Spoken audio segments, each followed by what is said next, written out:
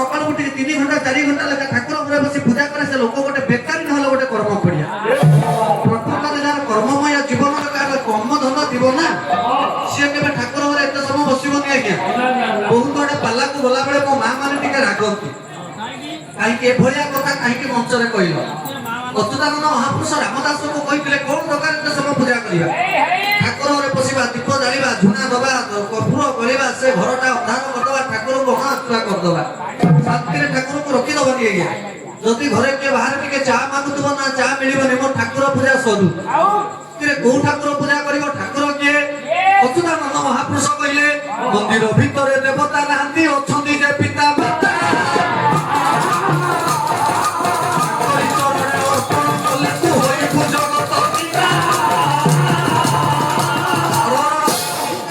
अच्युतानंद महापुरुष कहिले आज्ञा जे घर देवा देवी की शांति रखि दिबो कौनसी मंदिर जीवा आवश्यक नहीं घर देवा देवी अशांति रखि कि नीति संक्रांति जगन्नाथ पाखु जाई कि तुलसी दान देले नीति मासरे मंगलवार मां तारिणी पाखु 100 दिन नडिया देले किछि लाभ कौनसी लाभ कि मिले नहीं आज्ञा सकाळ उठिबा ठाकुर को 2 घंटा पूजा करबा उपवास करबा कोन आवश्यक को पुराण रे लिखा जाय उपवास कर ठाकुर को पूजा कर आपण माने देखो एससीबी मेडिकल कॉलेज रो प्रोफेसर जे शिक्षकता करू जे कर्ममय जीवन रे अछि ताकू मा सकाळ 5 मिनिट समय मिलुची ठाकुर पूजा करबा को ठाकुर को फूल टिए देले प्रणाम करे ठाकुर गुरु पारी आई एते समय बसी काई पूजा करबा जो माने कर्म खड़िया बेकार जार कर्म बोली किछि मुंडरे नथिबो चिंता सेई लोक जे ठाकुर रे बसची जगन्नाथ दास कहितोनी आज्ञा कर्म करिबो ना नाम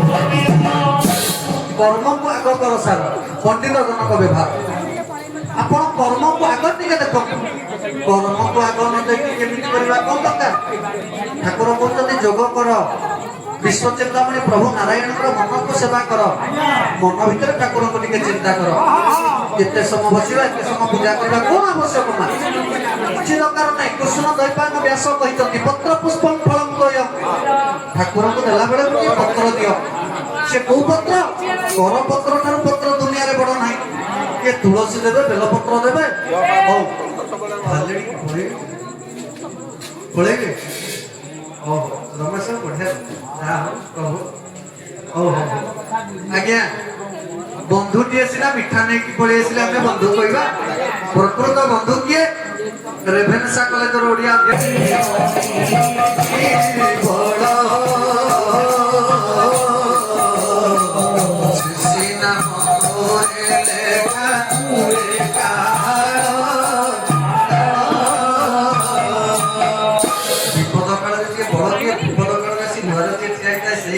बड़ा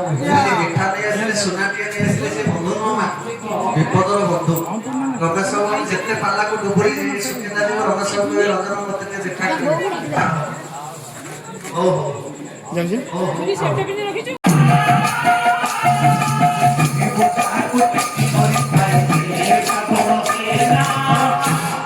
से लोक सार के दफा ईश्वर घर कोटे नहीं संस्थान रे घर पिंदिबा को वस्त्र नहीं व्याघ्र चर्म एकुड़ को पाइले एकुड़ को पाउ सेही दुनिया रे बड़ लोक किंतु ता पाखरे घर नहीं किछि नहीं सेही होची दुनिया बड़ लोक अच्छा हमें कहूं कि हमें बड़ लोक आज काली दुनिया रे जदि हमें काहा को पचारिबा एठी दिताला घर सिटी कोटी ताला घर सिटी दिताला घर अपने घर टिए करे ठाकुर को हम घर रखन नहीं एमिति केही जने कहि परिबो मो घरे ठाकुर नाथि समस्त को घरे ठाकुर अछथि ठाकुर को पूजा होची बापा किंतु आपण मानकर ब्रह्म वैवर्त पुराण कहूची काहा घरे ठाकुर ना आपण माने कहतो जोड़िए कथा मु कहि आपण को घरे ठाकुर अछथि ना ठाकुर को घरे आपण अछथि कोटा ठीक ना मो घरे ठाकुर अछथि ना रे बाबा ए मोर पाओ सेते कहबो मो घरे ठाकुर ना कि ठाकुर को घरे हमें अछु ठाकुर को घरे हमें आश्रय नै छु सेति पई कवि कहते ଏ ଘର ଆମର ନୁହଁ ପଦ୍ମଶ୍ରୀ ବାବା ବଳିଆ ହରିଲ ଆଶ୍ରମର ମହନ୍ତ ବାବା ବଳିଆ କହନ୍ତି ଏ ଘରଟା କାହାର ଆକାଶ ଆମର ଛପର ଭରତ ହଉଛି ଦୁଆର ଏ କୋଠାବାଡି ସବୁ ବିଭୁଙ୍କ କୋଠରୀ ତହିଁରେ ଆମେ ତ ମୂଲିଆ ଏ ଘରେ ଆମେ ସମସ୍ତେ ଜଣେ ଜଣେ ମୂଲିଆ ଏ ଘର ହଉଛି ଈଶ୍ୱର ଏ ଘର ହଉଛି ଠାକୁରଙ୍କର ଠାକୁରଙ୍କ ଘରେ ଆମେ ଟିକେ ଆସୁନାହାନ୍ତି ଏ ମା ପୁଅ ମନ୍ଦିରକୁ ଗଲା ବେଳେ ପହଞ୍ଚି ଗଲେ ବଡ ଦାଣ୍ଡରେ ଏ 12 ବର୍ଷର ପୁଅଟା ଖାଲି ଏତିକି ପଚାରିଲା ମା ପୁଅଙ୍କର କଥାବାର୍ତ୍ତା ଦେଖନ୍ତୁ କହିଲା ମା ଏ ଦାଣ୍ଡର ନା କାହିଁକି ପୁରୀ ହେଲା ପୁରୀ କାହିଁକି ହେଲା ଆଉ କିଛି କବି ଲେଖିଲେନି ପୁରୀ କାହିଁକି ହେଲା ଆପଣମାନଙ୍କର କରମଳା ମଠର ମହନ୍ତ ଠାକୁର ଅଭିରାମ କହିଲେ ତା ନାଁ କାହିଁକି ପୁରୀ ହେଲା କହିଲା ସକଳ ଘଟେ ଛନ୍ତି ପୁରୀ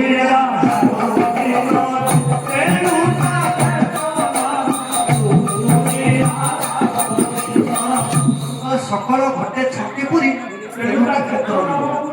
ସେଇଥିପାଇଁ ତା ନାଁ ପୁରୀ ଉତ୍କଳମଣି ଗୋପବନ୍ଧୁ ଆଉ ଜଣେ କବିତା ଲେଖିଲେ ଗୋପବନ୍ଧୁ ସେ କହିଲେ ସେଥିପାଇଁ ତା ନାଁ ପୁରୀ ମନୁଷ୍ୟ ଭାରତ ଶିଳା ଶାଳଗ୍ରାମ ପ୍ରିୟ ସ୍ଥାନ ମୋର ପ୍ରିୟ ପୁରୀ ନାମ ଭାରତର ପ୍ରତି ମୁଖ୍ୟ କଳ୍ପବଟ ପ୍ରଭୁ ଜଗନ୍ନାଥ ସର୍ବତ 1492 ମସିହା 12 ହଉଛି ଶନିବାର ଜନ୍ମ ହେଇଥିଲେ ଉତ୍କଳମଣି ଗୋପବନ୍ଧୁ ମା ହଉଛନ୍ତି ସ୍ୱର୍ଣ୍ଣମୟୀ ଦେବୀ ବାପାଙ୍କର ନାଁ ହଉଛି ଦହିକାରୀ ଦାସ ମା କହିଲା ଏ ପୁଅ ଏ ବଡଦାଣ୍ଡ ପୁରୀ ନା ହଁ କହିଲା ପୁରୀର ଗୋଟେ କଳ୍ପ ବୃକ୍ଷ ଅଛି ଆମ ମାନବ ସମାଜର ମନସ୍କାମନା ପୂର୍ଣ୍ଣ କରିବା ପାଇଁ ଆମେ ଗୋଟେ ବସ୍ତ୍ର ଯଦି ଏ କଥା ଠିକ କିନ୍ତୁ ପୁରୀରେ ଗୋଟେ କଳ୍ପ ବୃକ୍ଷ ଗୋପବନ୍ଧୁ କହିଲେ ମୋ ଗାଁର କଳ୍ପ ବୃକ୍ଷ ବି ସମାନ ଏମିତି ସମାନ ହବ ବା ଆମେ ପୁରୀ ଯିବା ଟଙ୍କା 200 ଦବା ଖପରା କେ ବାନ୍ଧିବା କି ସୂତା କେ ବାନ୍ଧିବା ଆମର ମନସ୍କାମନା ପୂର୍ଣ୍ଣ ହେଇଯାଉ ଆମ ଚିନ୍ତାଧାରା ଆଚ୍ଛା ଏଇଠି ପାଲା ହଉଛି ଏଇଠି ଯଦି ଗୋଟିଏ ବର ଗଛ କୋଉଠି ଥାଏ ସେଇଠି କଣ ବାନ୍ଧିଲେ ହବନି ହବ ଆଜ୍ଞା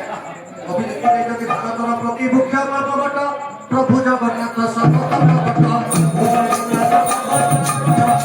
ସବୁ ଜାଗାରେ ପ୍ରଭୁ ଜଗନ୍ନାଥ ଅଛନ୍ତି ଆଜ୍ଞା ସତ୍ୟ ଯୁଗରେ ହିରଣ୍ୟକଶିପୁ ପ୍ରହ୍ଲାଦ କହିଥିଲା ମୋ ହରିକି ଯୋଉଠି ଡାକିବୁ ମୋ ହରି ସର୍ବତ ବିଜୟତି ମୋ ବହି ସବୁ ଜାଗାରେ ଅଛନ୍ତି ଏ ଫଟୋରେ ମୋ ହରି ଅଛି ପଥରଟିଏ ସିନ୍ଦୁର ମାରିଦେଲେ ମୋ ହରି ଅଛନ୍ତି କିନ୍ତୁ ମନ ଭିତରେ ଭାବ ଦରକାର ଭକ୍ତି ଭାବ ନଥିଲେ କିଛି ନାହିଁ ଏ ବାପା ସେଇ 12 ବର୍ଷର ପୁଅ ଜଗନ୍ନାଥଙ୍କ ପାଖରେ ସେ ପହଞ୍ଚିଗଲା ହାତ ବଢେଇ ଦେଲା କହିଲା ଏଡେ ବଡ ମନ୍ଦିର ଆମେ ପୁରୀ ମନ୍ଦିରକୁ ବଡ ମନ୍ଦିର କହିବା ନା ବଡ ଦେଉଳ କହିବା କେହି କହନ୍ତି ବଡ ମନ୍ଦିର ପୁରୀ ମନ୍ଦିରକୁ ବଡ ମନ୍ଦିର ନୁହଁ ଆଜ୍ଞା ବଡ ଦେଉଳ କୁହାଯାଏ ବଡ ମନ୍ଦିର ଲିଙ୍ଗରାଜ ଶଙ୍କର ଭଗବାନ ଶିବ ମନ୍ଦିରକୁ କୁହାଯାଏ ବଡ ଦେଉଳ ବଡ ମନ୍ଦିର ଆଉ ବଡ ଦେଉଳ ହଉଛନ୍ତି ପ୍ରଭୁ ଜଗନ୍ନାଥଙ୍କ ମନ୍ଦିର ଇଏ 12 ବର୍ଷର ପୁଅଟା ଖାଲି ପଚାରିଦେଲା ମା ପୁରୀ ମନ୍ଦିରରେ କେତେ ଦ୍ୱାର ଏ ମା କହିଲା ଧନରେ 4 ଦ୍ୱାର କହିଲା ପ୍ରକୃତରେ ପୁରୀରେ 4 ଦ୍ୱାର ନାହିଁ ଆଜ୍ଞା ଆପଣ ବିଚାର କରନ୍ତୁ ଆପଣଙ୍କର ହୃଦୟ ଭିତରେ ଗୋଟେ କଥା ଆଗ ଦ୍ୱାରକୁ ପୂର୍ବ ଦ୍ୱାରକୁ କହନ୍ତି ସିଂହ ଦ୍ୱାର ଗୋଟେ ବ୍ୟାଘ୍ର ଦ୍ୱାର ଗୋଟେ ଗଜ ଦ୍ୱାର ଗୋଟେ ଅଶ୍ଵ ଦ୍ୱାର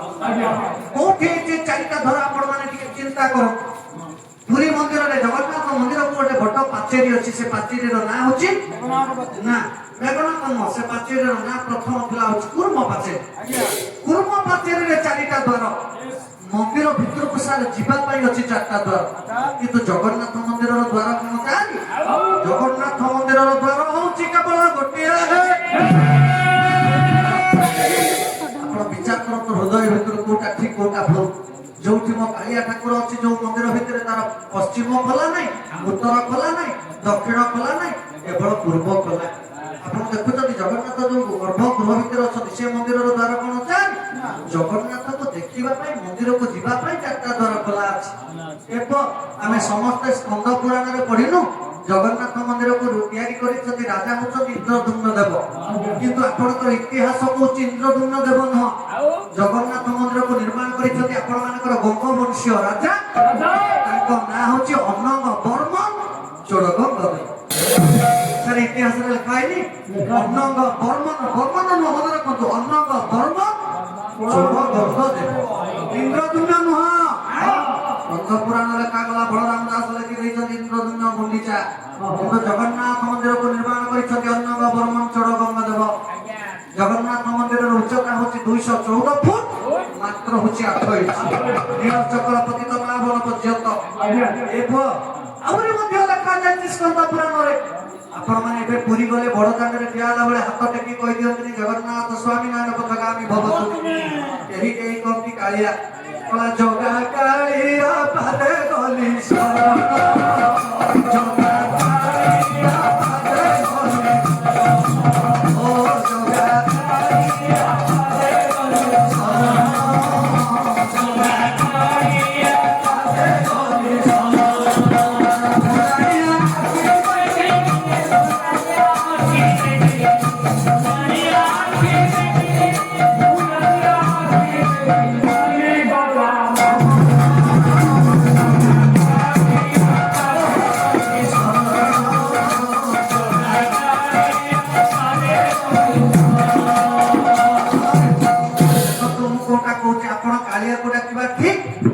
जगन्नाथ को डाकिबा ठीक कौनसी पुराण लिखा जाए कि आपण कालिया को आग डाकिबे किंतु हम चिंताधारा देखो केते निम्न हो जाइए संसार बाबूकर निमंत्रण बाबू जो घर घर द्वार निमंत्रण कले जदि घर भितर का घर को जाइछन निमंत्रण करबा छोट झीटी बसते निमंत्रण करेंगे कि ना पुओ बस निमंत्रण करेंगे कि ना से कहा को आके निमंत्रण करेंगे घर पूरा आम कालिया पाख गले प्रथम कालिया को कहीं डाकिबा कालिया को डाकिबाटा भूल हो मंगला कवि सारिया भेक सी लिखिं प्रथम क्या डाकिबा पदटा संस्कृति गोटे पद गोड़ पछरे देख दिशुची कला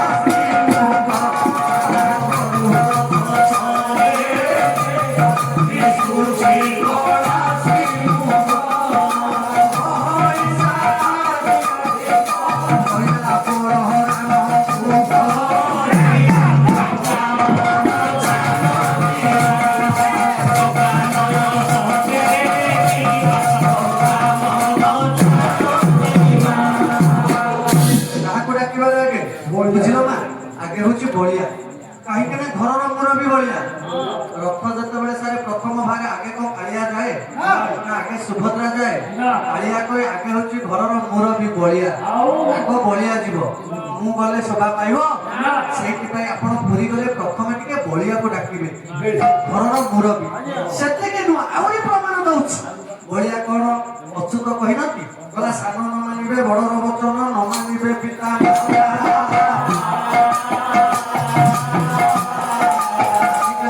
बापा जदि बुढ़ा गले माँ जदि बुढ़ी गला बाटे गला बेले कहीं जदि पचारि दिए पुओ तो बापा घरे अच्छी पुओ कहे हाँ बुढ़ा दुआरे बसी बापा माँ जिते बुढ़ा बुढ़ी हूँ ना कहीं के बुढ़ा कहे बुढ़ी कहे थे गाँव में कार बापा चलीगला केते दादा मिले केते सान बापा मिले केते बड़ बापा मिले कि से बापा स्थान अपूरणीय बापा बोली कहीं मिलनी माँ बोली धन मिल धन मिल अच्युतानंद महापुरुष कहते सब मिल कि बापा चलीगला माँ चलीगला से जगह शून्यतम खाली हो जाए व्याकृत हो जाए ताको केही पूरण करि परिबेनी आज्ञा जन्म गुणंतरा विवेकी महोदय आज 12 वर्षर पुओ कहूची ए मां आमे आग डाकिबा काकू ना बलिया सेति पई रथ गला बेले प्रथमे वर्षकरे थरे रथ जाय कुआडे माउसी मां मंदिर आपण माने जानिथिबे कि नहीं कहि पारु जगन्नाथकर माउसी मां मंदिर किए आपण जणे किए कोंतु जणे किए गोटिए ना कोंतु हां ठीक कहले जगन्नाथकर माउसी मां मंदिर केही कहबनी गुंडीचा जगन्नाथकर मां होचंती गुंडीचा माउसी होचंती अर्धा सुनिबा अर्धा सुसन अच्छा तक माउसी का घर एड्रेस गुंडीचा मंदिर रे सिना रहिले माँ गुंडीचा इंद्रदुम्य किंतु रथ आसला बेले रथ टिके दक्षिण मोड़ होइक रही बड़ दांडे गोटे छक अछि बड़गंडी छक बड़गंडी छक रे गोटे छोटिया मंदिर माउसी को ना होछि अंधासोनी सेहि पई कथार अछि मंदिर को गले पुरी मंदिर को गले कालिया को जेति के मन दबा कथा दब सब मन कालिया को दबनी जे कालिया को सब मन देबे ता संसार यारे कथा मु कोनी गाय करत न लोकनाथ कर कहते केते मन दब क्या दबनी मन रखी गोटे पद मन देव नहीं आलो चलो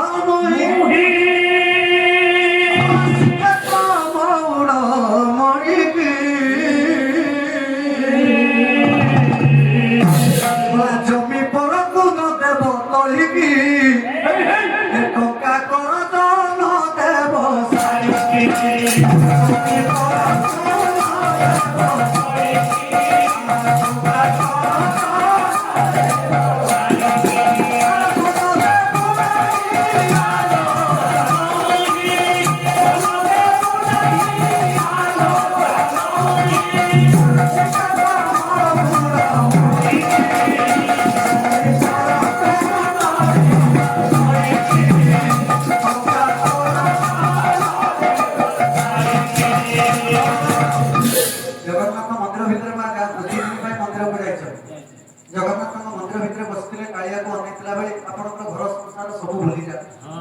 समय माइया लगी ठीक बड़ दांड को आसतु ना परिवार कथा चिंता कर জমি পরগুণ দেব তଳି আজকাল তো জমি কেହି চাষ করলে ସବୁ ভাগ চাষକୁ ଦେଇଦେଲେ ଆପଣ ପ୍ରଥମେ ଜମି ଯେତେବେଳେ ଦେବେ ମନେ ରଖନ୍ତୁ ଭାଗ ଚାଷ ଯାହାକୁ ଭାଗ ଚାଷ ଦେବେ ତାକୁ ଜମି ନେଇକି ଦେଖେଇଦେବେ କହିବା ଏଇଟା ମୋ ଜମି ସେଇଟା ମୋ ହିଡ଼ ଏଇଟା ମୋ ହିଡ଼ ଠିକ 3 ବର୍ଷ ଭିତରେ ବିଲକୁ ଆପଣ ଯାଇନଥିବେ ସେଇ ହିଡ଼ ଭିଡ଼ ସେ ଯାହାକୁ ଦେଇଥିବେ ସେ ସବୁ ଆଣି ଫୋପାଡ଼ି ଦେବ ଜମିଟା ହଉଛି ତାର ହେଇଯାଏ କଣ ନା ସେ ଜମି ହଉଛି ମୋ ଜମି ପରଗୁଣ ଦେବ ତଳେ ଟଙ୍କା କରଜ ଦେବ ଜୀବନରେ ଯାହାକୁ ଟଙ୍କା ଦିଅନ୍ତୁ ଠିକ 3 ମାସ କଷ୍ଟ ହେଇଥିବ ଯଦି 3 ବର୍ଷ ଭିତରେ ଟଙ୍କା ପାଇବ ଅନ୍ୟ ଲୋକ ବଦଳେ କିନ୍ତୁ ଶାଳୀକୁ କେବେ ଟଙ୍କା ଦେଲେ ଆଉ ସେ ଟଙ୍କାଟା ଆଜ୍ଞା ମିଳିବ ଯିଏ ଦେଇଥିବ ସେ ଜାଣିଥିବ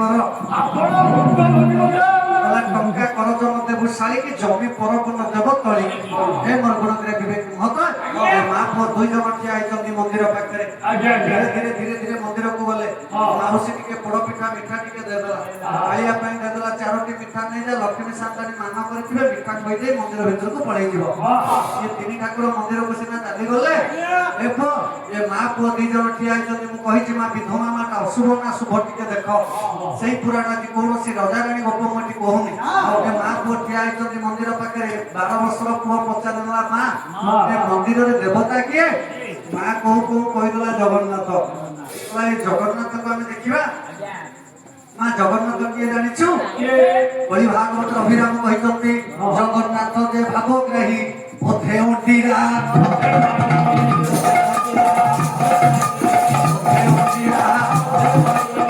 আপন মানে দেখନ୍ତି শিব ঠাকুর অধে পুরুষ অধে নারী কিন্তু জগন্নাথ হচ্ছে অধে পুরুষ অধে নারী কেমিতি আইবো আজ যদি 20 বছর পুଅଟିଏ ନାକରେ ନଥ ପିନ୍ଧିକି ଏଇ ବାଟେ ଯିବା ଆସିବା କରି ଆପଣ ମାନେ କହିବେନି ଏଟା ଅଣ୍ଡରା ମାଇଚିଆଟିଏ ଆମ ଜଗନ୍ନାଥ ବି ନଥ ପିନ୍ଧିଛନ୍ତି ତାକୁ ଆମେ କହିବାନି ଅଣ୍ଡରା ମାଇଚିଆ ପ୍ରକୃତରେ ସିଏ ବି ସେଇଆ କାହିଁକି ତାକୁ ଅଚ୍ୟୁତ ଲେଖିଦେଲେ ପୁଙ୍ଖାନୁପୁଙ୍ଖ କହିଲା ଜଗନ୍ନାଥ ଯେ ଭାବଗ୍ରାହୀ ଅଧେକ ଅଣ୍ଡିରା ଅଧେକ ମାଇ ଆଚ୍ଛା ମାଇ କିଏ ଅଣ୍ଡିରା କିଏ ଅଚ୍ୟୁତାନନ୍ଦ ଲେଖିଲେ କହିଲା ଜଗନ୍ନାଥ ମୋର 4 ଅକ୍ଷର ନୁହଁ ମନର କଟକ ଜିଲ୍ଲା ଅଚ୍ୟୁତାନନ୍ଦ ମହାପୁରୁଷ ମାଳିକାର ବିଶ୍ଵ ବିଶାରଦ ସେଇ ଲେଖିଛନ୍ତି ଜଗତ ରୂପରେ ରାଧା ଜଗତ 3 ରାଧା ହଉଛି 2 କେତେ ଅକ୍ଷର ହେଲା 5 ଅକ୍ଷର ଜଗତ ରୂପରେ ରାଧା ନାଥ ନାମେ ହରି ନୀଳକଣ୍ଠ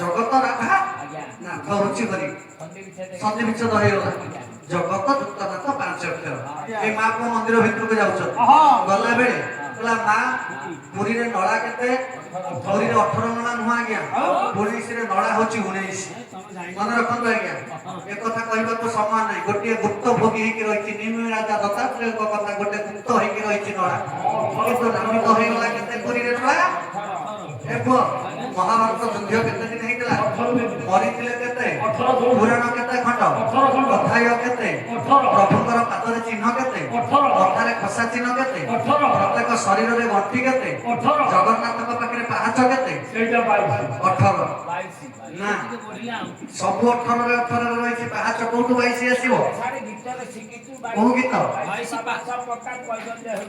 ତମରି କଥା ଠିକ ଯଦି 22 ପାବଛ ପକା କୈବଲ୍ୟ ହଉଛି ଭିକା ଆପଣ ମାନେ କାଲି ରାତି ପାଇଲେ ପୁରୀ ଯାଆନ୍ତୁ 22 ପାବଛରେ କୋଉଠି ଅନ୍ନ ବିକ୍ରି ହଉଛି କି ତାହେଲେ କାହିଁକି କବି କହିଲେ 22 ପାବଛ ପକା କୈବଲ୍ୟ ହେଉଛି ଭିକା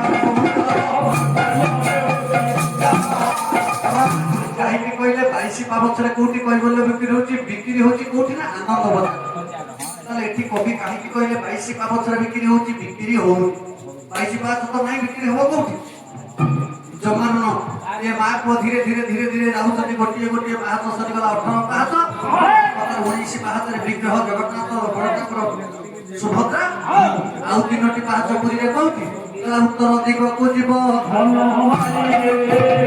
दिग को जमिनिया द्वार आपण चली जिवे 3टा पाहाच छोटिया प्लास्टर होईची जोटी आनंद बाजार को जीवा को हुए सेही जगह को चली गला के 3टी पाहाच 19 3 22 ये मां को ठिया चंडी मंदिर बाहर 12 ବର୍ଷର ପୁଅ ଖାଲି ଏତିକି କହିଦେଲା ମା ମନ୍ଦିରରେ ଦେବତା କିଏ ନା ଆପଣ ସମସ୍ତେ ଜାଣନ୍ତି ଜଗନ୍ନାଥ 12 ବର୍ଷର ପୁଅ ଏଇଠି କହିଲା ମା କୌଣସି ମନ୍ଦିରରେ ଦେବତା ରୁହନ୍ତିନି ସନ୍ତ କବି ଭୀମ ଭାଇ କହିନାହାନ୍ତି ରୂପରେଖ ନାହିଁ ରେ ଶୂନ୍ୟ ଦେହି ଅଛ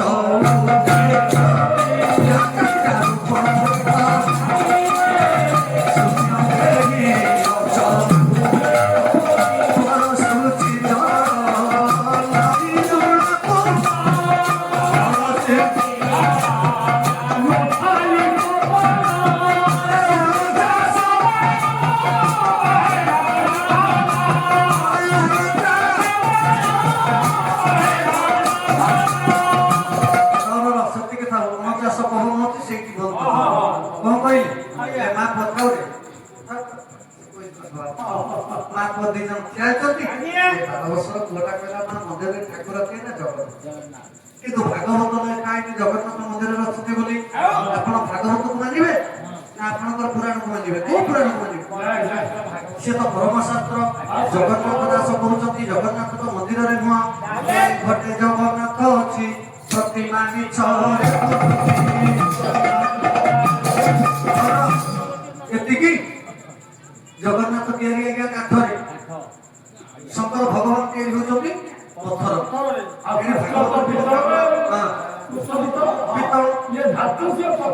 ଭାଗବତରେ ବି ଲେଖାଗଲା କାଷ୍ଠ ପାଷାଣ ତରୁଲତା ଏସବୁ କିଛି ବୁଝନ୍ତୁ। ଭାଗବତ ବୁଝନ୍ତୁ ଏସବୁ ଜୀବ ଦେବତା, ଏ ଜୀବନ ନାହିଁ। ଆଙ୍କୁ କାହିଁକି ଆମେ ଡାକିବା? କଣ ପାଇଁ ଡାକିବା? କାହିଁକି ଦବା? ତା ତଳପଦରେ ବି ଜଗନ୍ନାଥ ଦାସ କହିଲେ ଏମତ ଦିହ ଅଛି କାହିଁ ଆମେ ଭୋଗ ଖାଇବା କିଣିବା, ଠାକୁରଙ୍କ ପାଖକୁ ପୂଜା କରିବାକୁ ଯିବା। ଗଲାବେଳେ ଘରେ ଯଦି ବୁଢା ବାପା ମା କିଏ ଥିବେ, ଯଦି ଭଲ କମଳାଟିଏ କି ସେଉଟିଏ କାଟିକି ଆଗେ ତାଙ୍କୁ ଦବା। ମୋ ବାପା ମା ଖାଇଦେଇ ଯଦି କହିଦେବେ ପୁଅରେ ସହସ୍ର କୋଟି ଦେବତାକୁ ଆଶୀର୍ବାଦ ମିଳିଯିବ, ଆଗେ ତାଙ୍କୁ ଦିଅ। ଯିଏ ମାଗୁଛି ଦିଅ, ଖାଇବା ଠାକୁର ମାଗୁଛି ଯିଏ ତାକୁ ଦିଅ। ନ ଖାଇବା ଠାକୁରଙ୍କୁ ଦେଲେ କଣ ଲାଭ? ପୂର୍ବରୁ କହିଥିଲି ଅଜୀବ ଦେବତା ସଜୀବ ପୂଜେ ତିନି ତାଳି କରି ଆପଣା ଭୁଜେ। ଠାକୁର ଖାଇନି ଆଜ୍ଞା, ଠାକୁର ଖାଏ। ସନ୍ତ କବି ଭୀମ ଭାଇ କହିନାହାନ୍ତି ଦିଅ ଦେଖି ଯିବାର ସହି ଦେଉଳରେ ଦିଅ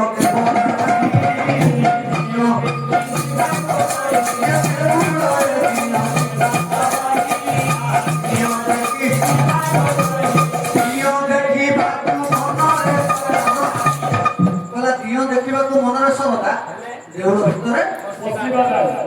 କବି କହିଲେ ଦେଉଳ ଭିତରେ ଦିଅ ନାହିଁ, ଠାକୁର ନାହିଁ, ଦେବତା ନାହିଁ। କିନ୍ତୁ ପ୍ରତ୍ୟେକ ମନ୍ଦିରରେ ପୂଜା ପାଆନ୍ତି ଦିଅ।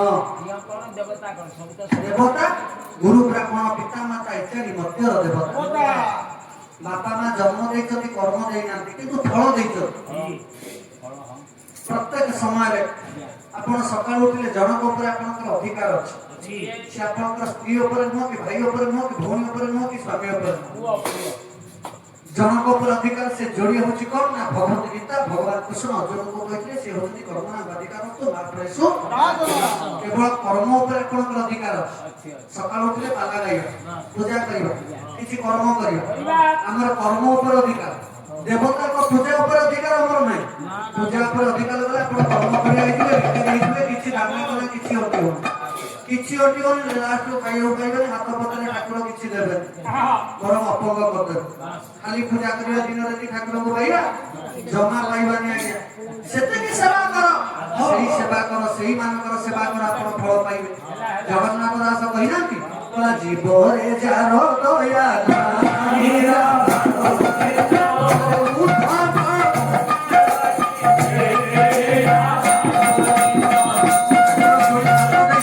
ଠାକୁର ଯୋଡିଏ ହାତ କାହିଁକି ଦେଇଛି? ଆପଣଙ୍କର ପହରଦିନ କଣ ହେଲା? ଆପଣଙ୍କର ବାଲିଚନ୍ଦ୍ରପୁର ଓଳାଶୁଣୀ ମଠ ପଞ୍ଚପାଣ୍ଡବ ସୁନ୍ଦରପୁର ଗୋଟେ ବୃଦ୍ଧ ଲୋକ, ତା ନାଁ ହଉଛି ଦୀନବନ୍ଧୁ ମହାନ୍ତି। ଏ ଚଣ୍ଡିଖୋଲ ଷ୍ଟେଟ ବ୍ୟାଙ୍କରେ ଲକ୍ଷ ଟଙ୍କା ରଖିଥିଲେ। ସେ ଟଙ୍କା ଉଠେଇକି ନଉଥିଲା, ତାର ଗୋଟେ ଝିଅ ବାହାର କରିବା ପାଇଁ ଟଙ୍କା ଉଠେଇକି ନଉଥିଲା। ସମ୍ବାଦ ପେପରରେ ଲେଖା ଯାଇଛି ପହରଦିନ। ବାଟରେ ଗଲାବେଳେ ଚଣ୍ଡିଖୋଲ ପାଖରେ ଓଳାଶୁଣୀ ମଠ ବାଟରେ ଚାଲି ଚାଲି ଯାଉଛି ବୁଢା ଲୋକଟା, ତାକୁ 2 ଜଣ ଲୋକ ଧକ୍କା ପକେଇଲେ, ତା ଟଙ୍କାଟାକୁ ନେଇକି ପଳେଇଲେ। ସେଇଥିପାଇଁ କଣ ଠାକୁର ହାତ ଦେଇଛି? ହାତ କାହିଁକି ଦେଇଛି ଯୋଡି ହାତ?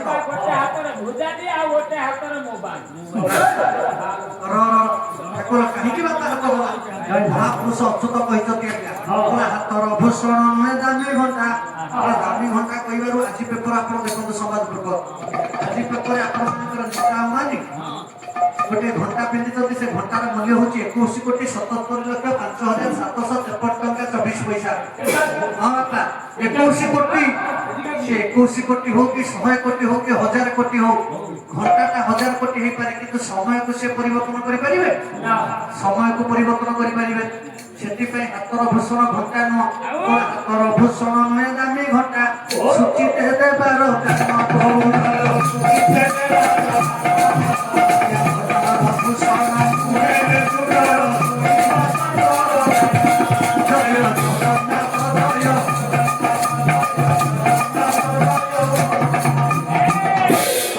ଭୂଷଣ ଘଣ୍ଟା ନୁହଁ, କିଛି ଦାନ। ଆପଣ ମାନେ ଜାଣନ୍ତି ପ୍ରତ୍ୟେକ ଗାଁରେ शंकर भगवान पूजा हो कि दुर्गा पूजा हो आगे गाँव में किसी लोग बसिक चांदा करती 500 टका लेखा चांदा 500 टका लेखा चांदा ठीक ठाकुर पूजा 4 दिन थी पूर्व आड़े पैठ कर दुनिया एमती किसी लोक था से 500 टका देवे बर आउ 100 देवे किंतु द्वार को 10 थर मांगवाक जावाक से टंका रखिथे देवे कहीं केमिति कहिबे न मांगिला पूर्व जे टंका प्रथम देके पैठ करे से होची दान से जने दाता सेठ पे कवि कहला हातर भूषण दानी गंजान किछि दान कर्णर भूषण कुंडल शास्त्र ज्ञान ज्ञान देछि पुराण शास्त्र के सुनिबा पाई कहीं की पुराण सुनिबा सारा दिन कृष्ण दास कहिनांती ये कृष्ण हमरे पाप खेलो दे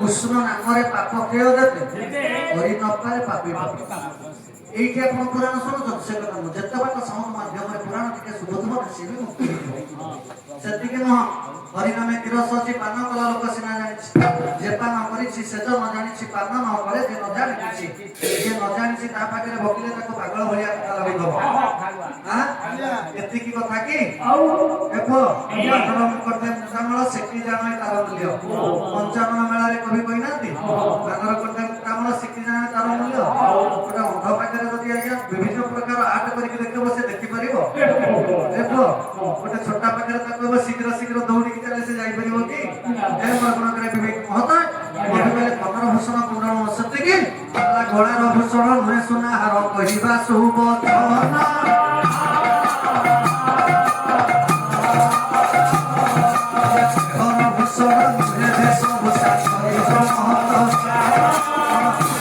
ଥିଲେ ଥାଉ ପଛେ ଗୁଣ ହଜାର ଚରିତ୍ର ନଥିଲେ ସବୁ ଅସାର ଯଦି ଚରିତ୍ର ନାହିଁ ଯେତେ ଟଙ୍କା ଯେତେ ଗୁଣ ଯେତେ ତିନି ତାଲା କଥା তুমি ଲାଭ କର କିଛି ଲାଭ ନାହିଁ ଆଜ୍ଞା ଚରିତ୍ର ହଉଛି ମହତ ଦେଖ ଆପଣମାନେ ଦେଖନ୍ତୁ ହଁ ପ୍ରତ୍ୟେକ ବର୍ଷ ଶିବରାତ୍ରି ଜାଗରରେ ଆମେ କଣ କରନ୍ତି କେତେକ ଝିଅ ମାନେ ଅଛନ୍ତି ସାର୍ ଦେଖିବେ ଦୀପ ଜାଳିଥିବେ ଅବା ଚାଉଳ ଟିକେ ଦୀପ ତଳ ଦେଇ ଠାକୁରଙ୍କ ପାଖରେ ଧ୍ୟାନରେ ବସିଥିବେ ଘିଅ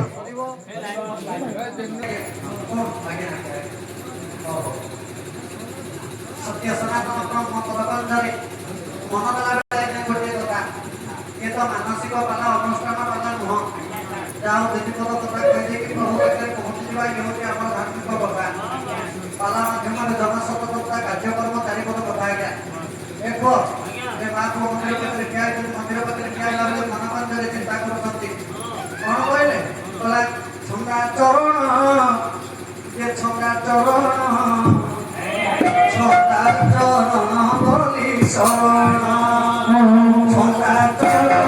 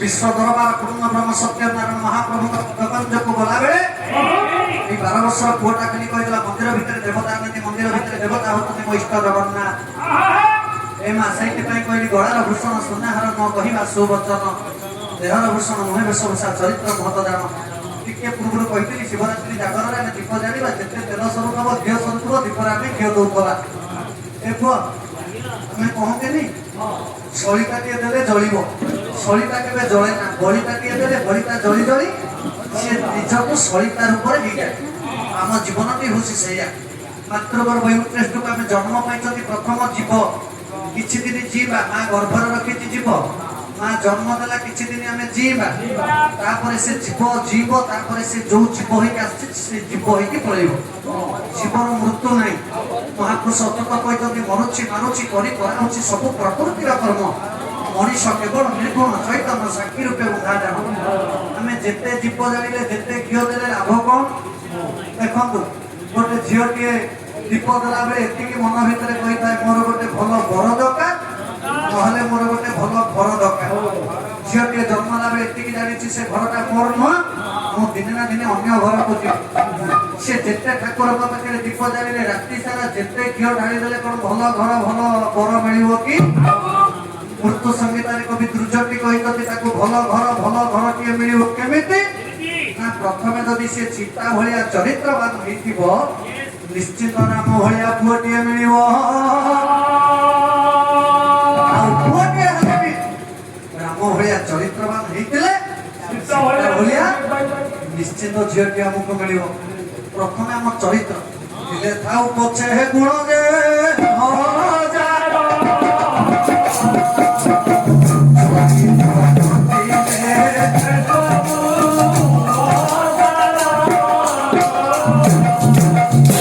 ब्रह्मांडर कथा ये माँ पुओ धीरे धीरे मंदिर भितर को चली गली कथा नहीं जाऊँ आगू को आज्ञा भितर को गला बेले ये पुओ कहे माँ मो तो भोक लगुच ना मंदिर भितर को जीवा सीधा मंदिर भितर को चली गले कौटी खाद्य मिलूँ ना आपंकर आनंद ये माँ पुओ से मागुंट आमको दीटा खाइबा दियो हाथ पतई मागुंट आज्ञा ये मागिला बेले सारे कौन होती जानते जने पंडित ब्राह्मण मुसिक पंडित ब्राह्मण जने भारी आसुचती 12 वर्षर पुओ कहला नना नमस्कार आज्ञा जानती आम समाज में ब्राह्मण को नमस्कार कले केते क्षति जानती ब्राह्मण को सारे नमस्कार करबा कथा न ताला तो शुणुचती गोटे भल कथा शुणु ब्राह्मण होचंती हमर देवता ब्राह्मण होचंती गुरु सपन बाटर भितरे राजा 36 पाटर राजा 18 वर्णर गुरु होचंती ब्राह्मण किंतु बापा माँ माने मन रखु ब्राह्मण को के हाथ जोड़ी की नमस्कार करेंगे ब्राह्मण को नमस्कार करा जाए ना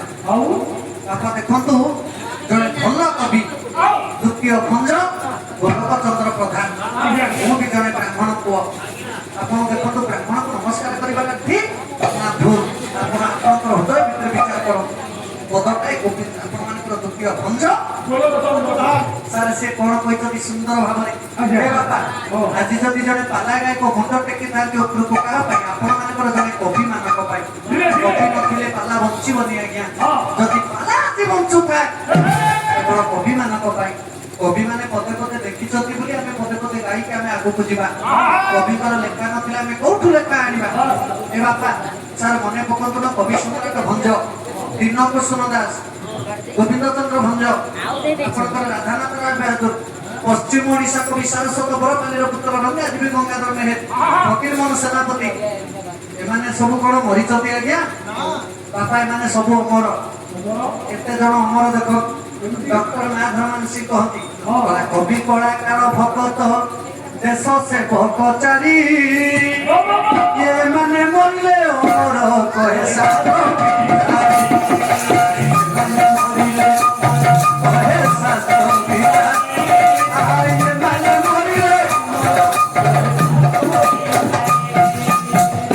कवि कलाकार कवि माने सब बेले अमर केते जगह पाला होची केते गायक माने प्रत्येक राति 1000 कवि को आज्ञा उद्धार करूछन से माने मरि नाते आज्ञा भद्रक जिलार आपण मान तिहिडी ब्लॉक तालपदा ग्राम रे जन्म होइतले कांत कवि लक्ष्मीकांत महापात्र जो गीत रचना करथिले बंदे उत्कल जननी आपण मान चली गली रविंद्रनाथ ठाकुर जनगण मन विनायक जय हे भारत भाग्य विधाता अरे दयामय विश्व बिहारी रामकृष्ण नंद परमहंस ये गीत सब बेले अमर ये गीत केबे मरि पारे ना आज्ञा ये केबे जीवंत सबुथिर मते वंचित करी केमु जसबाना उड़ाइबो हे सेई कांत कवि लक्ष्मीकांत महापात्र सब बेले अमर कहिछि शासन माधव चंद्र मिश्र आज्ञा एमाने अमर आज्ञा से लिखिनाती गोटे पद ये कहिछि शासन कवि मिश्र पुओ कौन कहले ये शरीर चाहूँ लोक मान दूर रहा যে কହୁଛି ତୁମ୍ଭକୁ ଛାଡ଼ିଲ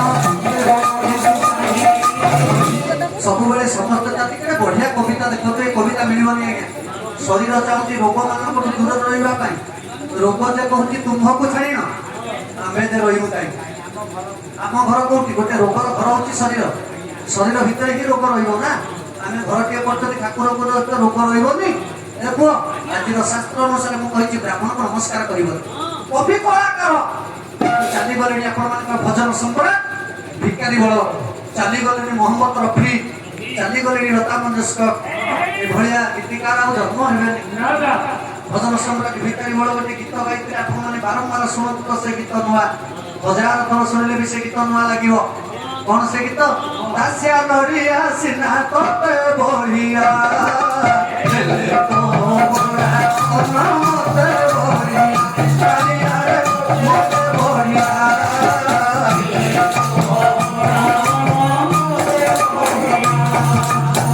କଳାକାର ମାନେ ଆମର ଆଜ୍ଞା କବି କଳାକାର ଭକତ ବନ୍ଧୁ ମାନନ୍ତି ହୁଅନ୍ତୁ ମୁସଲମାନ କବି ସାଲବେଗ ହୁଅନ୍ତୁ ସେମାନେ ଅମର ଆଜ୍ଞା କବି କଳାକାର ଭକତ ଦେଶ ପାଇଁ ଯିଏ ଶହୀଦ ହେଇଯାଇଛନ୍ତି ଦେଶ ପାଇଁ ଆମ ପାଇଁ ଯିଏ ବଳିଦାନ ଦେଇଛନ୍ତି ବାଜିରାଉତ ହୁଅନ୍ତୁ ଧର୍ମପଦ ହୁଅନ୍ତୁ ଏ ପୁଅ ସେମାନେ ସବୁବେଳେ ପାଇଁ ଅମର ନେତାଜୀ ସୁଭାଷ ବୋଷଙ୍କ ରକ୍ତ ଦିଅ ମୁଁ ତମକୁ ସ୍ୱାଧୀନତା ଦେବି ସେଭଳି ଆଉ ଜନ୍ମ ହେବେ ସେ କବି ସେଇଥିପାଇଁ ସାର୍ କହିଲି ବ୍ରାହ୍ମଣକୁ ନମସ୍କାର ପ୍ରିୟ ବାପା ମାନେ ଶୁଣନ୍ତୁ ଆଜି ବ୍ରାହ୍ମଣକୁ କେବେ ନମସ୍କାର କରିବା କଥା ନୁହଁ ମୁଁ ଏ କଥା କହୁନି ଦ୍ୱିତୀୟ ଭଞ୍ଜ ଗୋଲକଚନ୍ଦ୍ର ପ୍ରଧାନ କହିଛନ୍ତି କଣ କହିଲେ ସମ ବୟସେ କର ନମ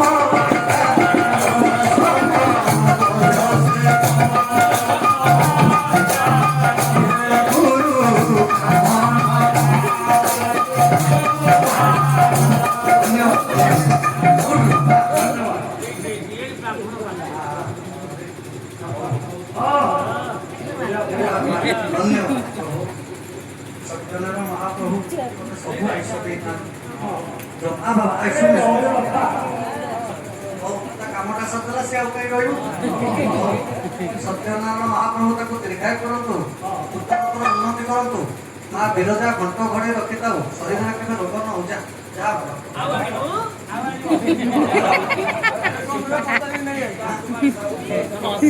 ସୁଦାମ କୁମାର ଏ ବାବା ସୁଦାମ ହଉଛନ୍ତି ଭଗବାନଙ୍କର ଜଣେ ପ୍ରିୟ ବନ୍ଧୁ ପରମ ଭକ୍ତ କେବଳ ସେତିକି ନୁହଁ ଏ ସୁଦାମ କଥା କହିଲା ବେଳେ ଗୋଟେ କଥା ମନେ ପଡେ ଆଜ୍ଞା ଗାୟକ ରତ୍ନ ଲୋକନାଥଙ୍କର ଲେଖିଛନ୍ତି ଆଜ୍ଞା କଳା ଧନ ଯାହା ଥିଲା ତା ପାଖରେ ସେ ସୁଦାମକୁ ଦେଇ ଦେଇଛି ଏ ମାନ ଯାହା ଥିଲା ତା ପାଖରେ ପାଞ୍ଚାଳିକୁ ଦେଇ ଦେଇଛି ଆଉ କଣ ଥିଲା ସବୁ ଦେଲା ପରେ ମନଟି ତାହାର ରାଧା ପାଶେ ବନ୍ଧା ପଡିଛି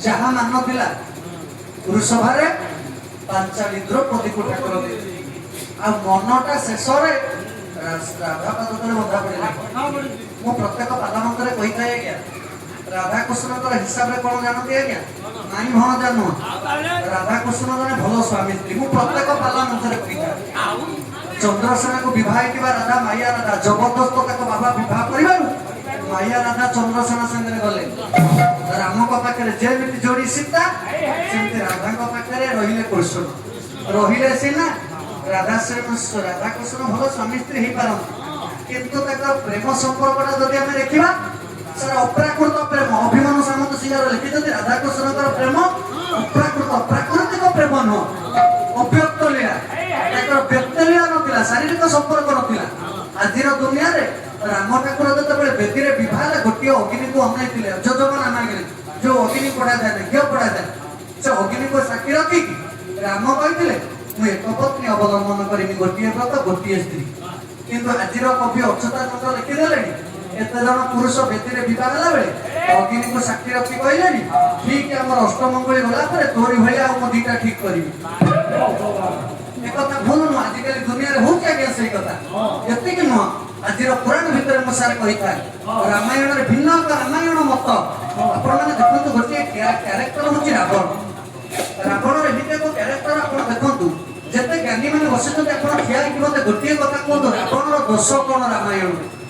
ସୀତା ହରଣ କରିଥିଲା, ଆମେ ଦଶହରାରେ ରାବଣ ଦେହରେ ନିଆଁ ଲଗେଇଦେଲେ ଆମକୁ ଖୁସି ଲାଗେ। ରାବଣ ଜଣେ ବ୍ରହ୍ମର୍ଷି ବ୍ରାହ୍ମଣ। ରାବଣ ଜ୍ଞାନୀ ଭିତରେ ଯେତେ ଜ୍ଞାନୀ ଥିଲେ ଭାରତବର୍ଷରେ ରାବଣ ଠାରୁ ଜ୍ଞାନୀ ଆଉ ଜନ୍ମ ହେଇନାହାନ୍ତି। ବ୍ରାହ୍ମଣଙ୍କ ଭିତରେ ଜଣେ କ୍ରୋଧୀ ଥିଲେ ତାଙ୍କ ନାଁ ଦୁର୍ବାସା। ବ୍ରାହ୍ମଣଙ୍କ ଭିତରେ ନମ୍ବର ପଣ୍ଡିତ ଜଣେ ଥିଲେ, ସେ ରାମଙ୍କର କୁଳଗୁରୁ ନାଁ ହଉଛି ବଶିଷ୍ଠ। ବ୍ରାହ୍ମଣଙ୍କ ଭିତରେ ଜଣେ ଗରିବ ଥିଲେ, ସେ ହଉଛନ୍ତି ସୁଦାମ। ବ୍ରାହ୍ମଣଙ୍କ ଭିତରେ ଆଗତ ଭବିଷ୍ୟତ ବର୍ତ୍ତମାନକୁ ଜଣେ ଜାଣିଥିଲେ, ସେ ହଉଛନ୍ତି ଚାଣକ୍ୟ। ବ୍ରାହ୍ମଣଙ୍କ ଭିତରେ ଜଣେ ଦାନୀ ଥିଲେ, ସେ ହଉଛନ୍ତି ଦଧିଚି। ବ୍ରାହ୍ମଣଙ୍କ ଭିତରେ ଜଣେ ଶକ୍ତି ପ୍ରଦର୍ଶନ ସେ କରୁଥିଲେ, ସେ ହଉଛନ୍ତି ପରଶୁରାମ।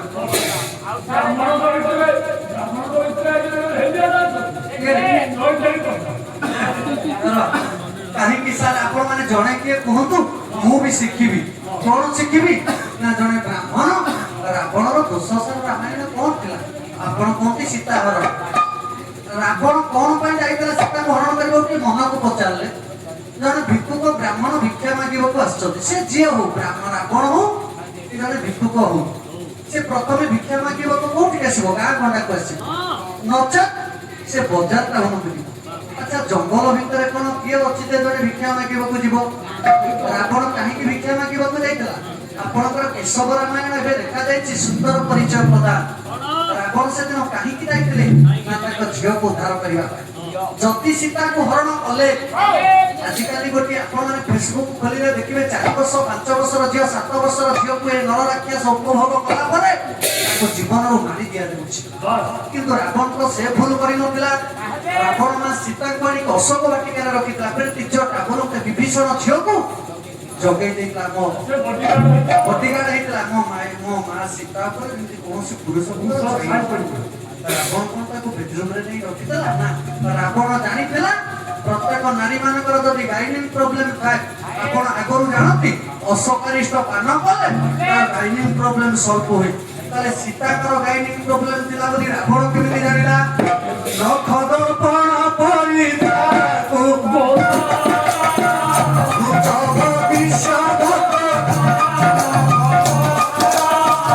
ଯଦି ଆମେ ଦେଖିବା ମା ସୀତାଙ୍କର ଗାଇନିଂ ପ୍ରୋବ୍ଲେମ ଥିଲା, ସେତେବେଳେ ପର୍ଯ୍ୟନ୍ତ ପୁଅ ଝିଅ ନଥିଲା। ଗୋଟିଏ ବାପା କେବେ ସହିପାରିବ ଯେ ଆପଣ ପୁରାଣ ଦେଖିବେ, ଯେତେ ପୁରାଣ ଖୋଜି ଆସନ୍ତୁ, ମନ୍ଦ ଯଦି ଜାଣିଛି ସୀତା ହଉଛନ୍ତି ରାବଣର ଝିଅ। ସୀତାକୁ ଉଦ୍ଧାର କରିକି ଅଶୋକ ବାଟିକାରେ ରଖିଲେ। ଯୋଡ଼ିଏ ମତ। ବିଭୀଷଣ କହିଥିଲା ହେ ଭାଇ, ଇଏ ଲଙ୍କାପୁର ହେଇପାରେ କିନ୍ତୁ ଇଏ ବୈକୁଣ୍ଠପୁର ହେଇପାରୁ। ସାନ ଥିଲେ ପଚାରି, ବଡ ଥିଲେ ବିଚାରି। ରାବଣ କହିଲା କେମିତି ହବ? ଯଦି ଏଠି ଲକ୍ଷ୍ମୀ ନାରାୟଣଙ୍କର ପାଦ ପଡି ବୈକୁଣ୍ଠପୁର ହେଇଯିବ। ରାବଣ ସେଦିନ ଚିନ୍ତା କଲା, ଯଦି ମା ସୀତାକୁ ଏଠିକି ଆଣିବେ ନିଶ୍ଚିତ ମର୍ଯ୍ୟାଦା ପୁରୁଷୋତ୍ତମ ପ୍ରଭୁ ରାମ ଆସିବେ। ଇଏ ଗୋଟିଏ ମତ। ଆଉ ଗୋଟିଏ ମତ, ରାବଣ ମନ୍ଦ ଧରିକି କହିଲା ହେ ମନ୍ଦ ଧରି, ମୁଁ ହଉଛି ପୁଣ୍ୟ ଆତ୍ମା, ମୁଁ ରାକ୍ଷସ ନୁହଁ, ପୁଣ୍ୟ ଆତ୍ମା। କାହିଁକି ନା ରାବଣ ଶେଷରେ ଗଲାବେଳେ ରାଜନୀତି ଶିକ୍ଷା ରାବଣ ଦେଇଥିଲା। କହିଲା ହେ ଲକ୍ଷ୍ମଣ, ଆଜି ରାବଣକୁ ତମେ ଦି ଭାଇ ମିଶିକି ମାରିଦେଲ ସିନା, ମନେ ରଖିଥା ଯେତେ ଲକ୍ଷ୍ମଣ ମରିବେ କେତେ ବାପା ମା ତାଙ୍କ ପୁଅ ନା ଦେବେ ଲକ୍ଷ୍ମଣ, କେତେ ରାମ ଚାଲିଯିବେ କେତେ ବାପା ମା ତାଙ୍କ ପୁଅ ନା ଦେବେ ରାମ। କିନ୍ତୁ ରାବଣ ଦୁନିଆରୁ ଚାଲିଗଲା ପରେ କୌଣସି ବାପା ମା ତା ପୁଅ ନା ଆଉ ଇଏ ଗୋଟେ ମତ। ଆଉ ଗୋଟେ ମତ, ରାବଣ ସେଦିନ କହିଲା ହେ ମନ୍ଦ ଧରି, ମୁଁ କଣ ଭୁଲ? ମର୍ଯ୍ୟାଦା ପୁରୁଷୋତ୍ତମ ପ୍ରଭୁ ରାମ ଯେତେବେଳେ ସେତୁ ବନ୍ଧ ପ୍ରତିଷ୍ଠା କରିବାକୁ ଗଲେ, ତାଙ୍କ ଗୁରୁ ବଶିଷ୍ଠ ନଥିଲେ, ବିଶ୍ୱାମିତ୍ର ନଥିଲେ, କାହିଁକି ରାବଣକୁ ନିମନ୍ତ୍ରଣ କଲେ?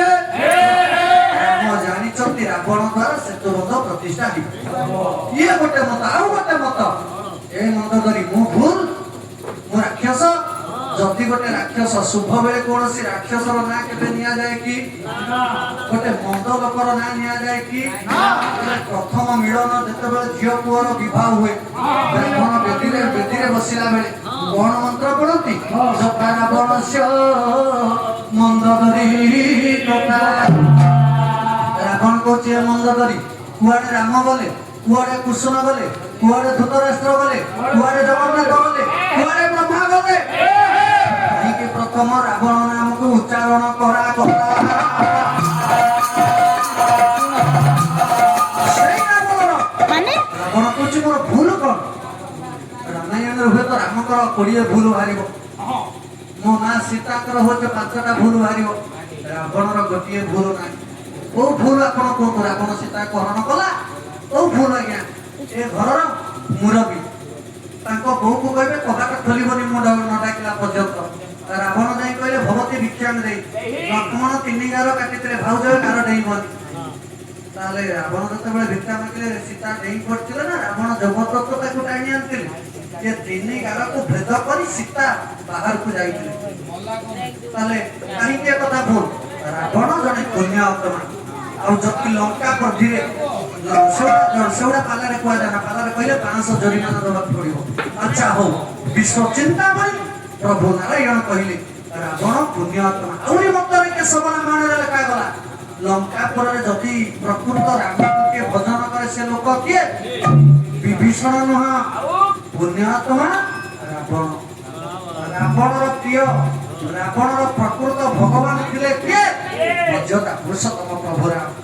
ରାବଣ ଜାଣିଛି ମୁଁ ରାମ ବାଣରେ ମୁକ୍ତି ହେଲେ, ମୁଁ ବାଣ ମାରିଲେ ମୁକ୍ତି ହେବି। ଆସିବ ଧନୁ ଭାଙ୍ଗିବି ଭାଇ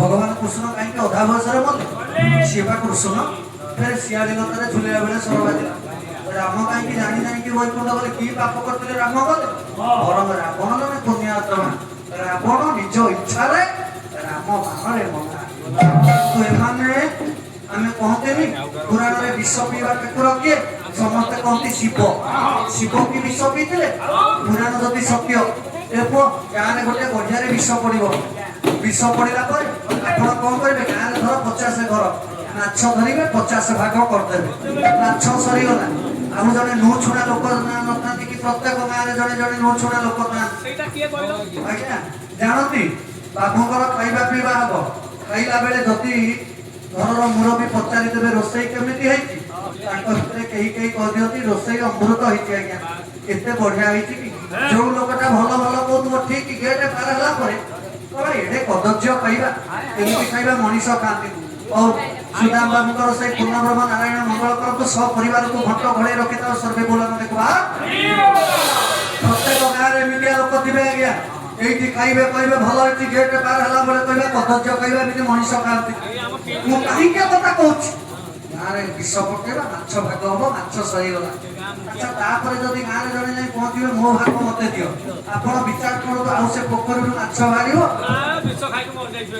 सब मरी जाइए समुद्र मंथन सब नहीं गले शिव जाकि शेष पहुँचले कहले मो भाग दियो ब्रह्मा डरिले कहीं गाँव मुरबी तो वंशगत तृतीय नेत्र खोलदेले आम झड़ी पड़ी पाउंस हो कौन करवा आउ थे मंथन करवा जहाँ बाहर दवा ब्रह्मा जानी सृष्टिकर्ता आउ थे मंथन कले कि बाहर तथापि जबरदस्त मंथन कले जो कौन बाहर बासुकी को कष्ट है दौड़ी छिड़ा विष गुड़ाक पाखि बाहर सठिक यहाँ ठीक नुह आज्ञा कि विष पीवा ठाकुर शिव नुह चारि चारि थर नारायण आज्ञा विष को पान दे कले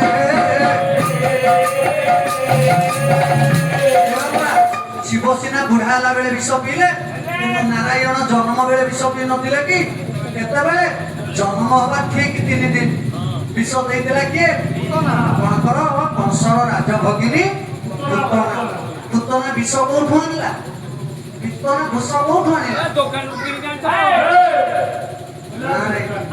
मन रखिता गोटे गाई टे क्षीर देला बेले क्षीर दोइला बेले कई अछती आज्ञा सार पड़ा न थांती अनै देले सार मंत्र पड़ी जाए फल धान आज्ञा सब धान बाड़ी में बाड़ौते कहीं देखू देखू धान आज्ञा सार फाड़ी पुतना स्तन विष पुरे जाई नथिला एक कौन पुराण लेखा नहीं भागवत लेखा जाइछि पुतना जेतेबेले जाइछि ପୁତନା ପାଖରେ ସେ ବିଦ୍ୟାଟା ଥିଲା ବାପା ପିତନା ପାଖରେ କାଳକୂଟ ବିଦ୍ୟା ଜାଣିଥିଲା ଯେତେବେଳେ ପିଲାକୁ ଆଣି କୋଳରେ ଧରିଛି ସ୍ତନକୁ ଦେଲା ବେଳେ କ୍ଷୀରକୁ ପାଟିରେ ପୁରେଇଲା ବେଳେ ସେତିକି ବେଳେ ସେଇ ମନ୍ତ୍ରକୁ ଯେତେବେଳେ ସ୍ମରଣ କରିଛି ବିଷଟା କୁସୁମଙ୍କ ପାଟିରେ ବସିଛି କିନ୍ତୁ ବିଷ ଦେଲା ଲୋକ ମଲା କିନ୍ତୁ ଖାଇବା ଲୋକ ମଲାନି ସେତିକି ବିଷ ଆଉ ନାରାୟଣ ବିଷ କେତେବେଳେ ପିଇଲେ କୋଉ ବିଷ ପଦ୍ମ ତଳୁ ତଳୁ କାଳିନୀ ଧରିଥିଲା ପାଦରେ ବିଷ ଯେ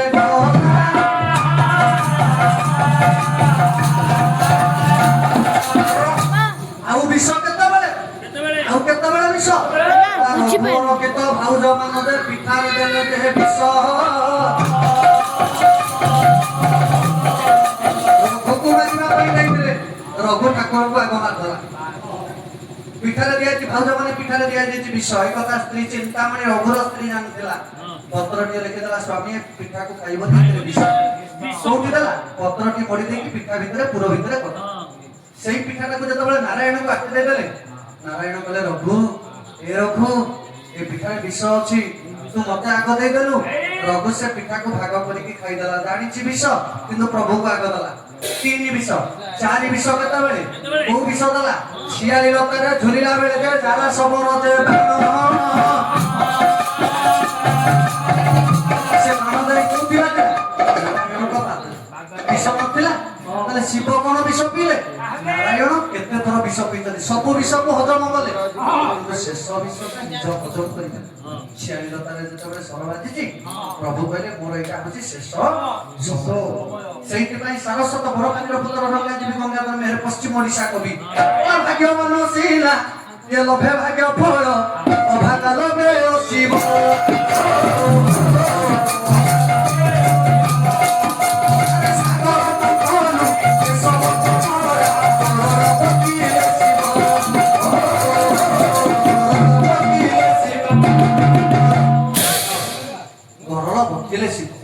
ଆଜିର ଦୁନିଆରେ ଏ ବାପା ଏଇଠି 5-6 ରାତି ପାଲା ଗାଇଲୁ ଆମ ପାଲା ବନ୍ଦ ହେଇଗଲାଣି ବର୍ଷା ଆଜି ଯୋଉ ସମୟରେ ବର୍ଷା ଆସିଲା ଆମେ କହିଲୁ ଆଜି ପାଲା ହେଇପାରିବନି କଣ ଆମେ ଟିଫିନ ପାଇଁ ବୋଲି ବରଂ ପାଲା ସର ଖାଇବା ଆଉ ଟିଫିନ ଖାଇଲା ବେଳେ ଯଦି ବର୍ଷା ହେଇଗଲା ଠିକ ପାଲା ହେଲେ ଆଉ ଜନମାନେ ଆଉ କଣ କହିବେ ପାଲା ତ ହେଲାନି ପାଲା ହଉଛି ନା ମା ପୁଅ ପଳେଇ ଯାଇଛନ୍ତି ଆନନ୍ଦ ବଜାର ଏ ବାପା ଆନନ୍ଦ ବଜାରରେ ପଳେଇ ଗଲା ମୁଁ ସବୁ ଜାଗାରେ କହିଥାଏ ଆପଣ ପାଲା ବାଲାଙ୍କର 500 ଟଙ୍କା କାଟି ଦିଅନ୍ତୁ କିନ୍ତୁ ଭଲ ମେସିନ୍ ଟି ଆଣ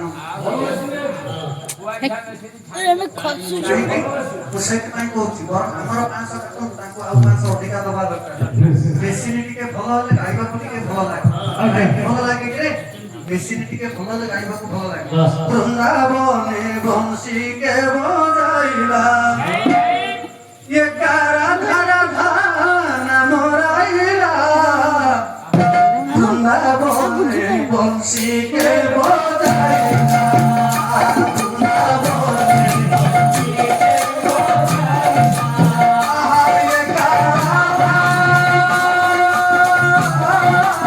ये कारा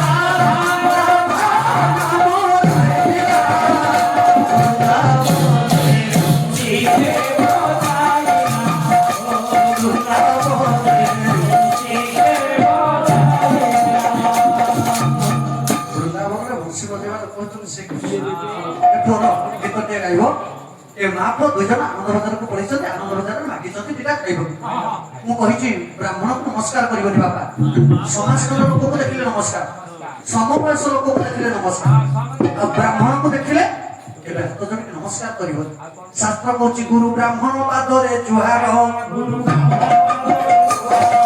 ଗୁରୁ ଆଉ ବ୍ରାହ୍ମଣକୁ ଦେଖିଲେ ତାକୁ ପାଦକୁ ଟିକେ ଛୁଇଁବ ବ୍ରାହ୍ମଣର ଯୋଡ଼ିଏ ପାଦକୁ ଛୁଇଁବା ପୂର୍ବରୁ ପ୍ରଥମେ ତାଙ୍କ ଦକ୍ଷିଣ ପାଦକୁ ଛୁଇଁବା ଦରକାର ଆଉ ବ୍ରାହ୍ମଣକୁ ପାଦ ଛୁଇଁଲା ବେଳେ ଯଦି ବ୍ରାହ୍ମଣ ଆପଣଙ୍କର ମସ୍ତକ ଉପରେ 2 ହାତଟା ଟେକି ଦିଅନ୍ତି ଲକ୍ଷ୍ୟ କରିବେ ସେଇଦିନ ଠାରୁ ଲକ୍ଷ୍ମୀ ବିଷ୍ଣୁ ଅଭାଗ୍ୟନ ସେଇଦିନ ଠାରୁ ଲକ୍ଷ୍ମୀ ବିଷ୍ଣୁ ସବୁ ଛାଡ଼ିକି ପଳେଇବ କଳା କନା ବୁଲିବ କିଛି ଅଣ୍ଟିବନି ସେଇଥିପାଇଁ ତମର ଅବସ୍ଥା ଏ ପରିବାରରେ ସମସ୍ତେ 2 ହାତ ଟେକି ପାରିବେ ବାପା ଟେକି ପାରିବେ ମା ଟେକି ପାରିବେ ଭାଉଜ ଟେକି ପାରିବେ କିନ୍ତୁ ଗୋଟିଏ ବ୍ରାହ୍ମଣର ସେତିକି କ୍ୱାଲିଟି ନାହିଁ ସେତିକି ନାହିଁ ଜଣେ ବ୍ରାହ୍ମଣ କେବେ ଦୁଇ ହାତ ଟେକିକି ଆଶୀର୍ବାଦ କରିବ ବ୍ରାହ୍ମଣ କଣ ସାଳେ একটা থার্ড ক্লাস ତାପରେ ବ୍ରାହ୍ମଣ କେବଳ ଗୋଟିଏ ହାତରେ ଆଶୀର୍ବାଦ କର ଦକ୍ଷିଣ ହାତରେ କାହିଁକି নাই কি ଗୋଟେ ଶ୍ଳୋକ ଗାଉଛି ବ୍ରାହ୍ମଣର ଦକ୍ଷିଣ ହାତରେ ଷଡ଼ଦିତ କଲା ଗଙ୍ଗା ବହୃଷ୍ଟି ଅଙ୍ଗୁଷ୍ଠେ ତର୍ଜନୀ ଯମୁନା ନଦୀ ମଧ୍ୟେ ଗୋଦାବରୀ ଶୈବ ସିନ୍ଧୁ ଶୈବ ନାମିକା କନିଷ୍ଠା ଗୋମତୀ ତୀରେ ହସ୍ତ ମଧ୍ୟେ ଷଡ଼ଦିତ ବ୍ରାହ୍ମଣ ଦକ୍ଷିଣ ଏହା ତ ସ୍ୱର୍ଗ ଏହା ତ ନର୍କ ବ୍ରାହ୍ମଣର ଦୁଇ ହାତ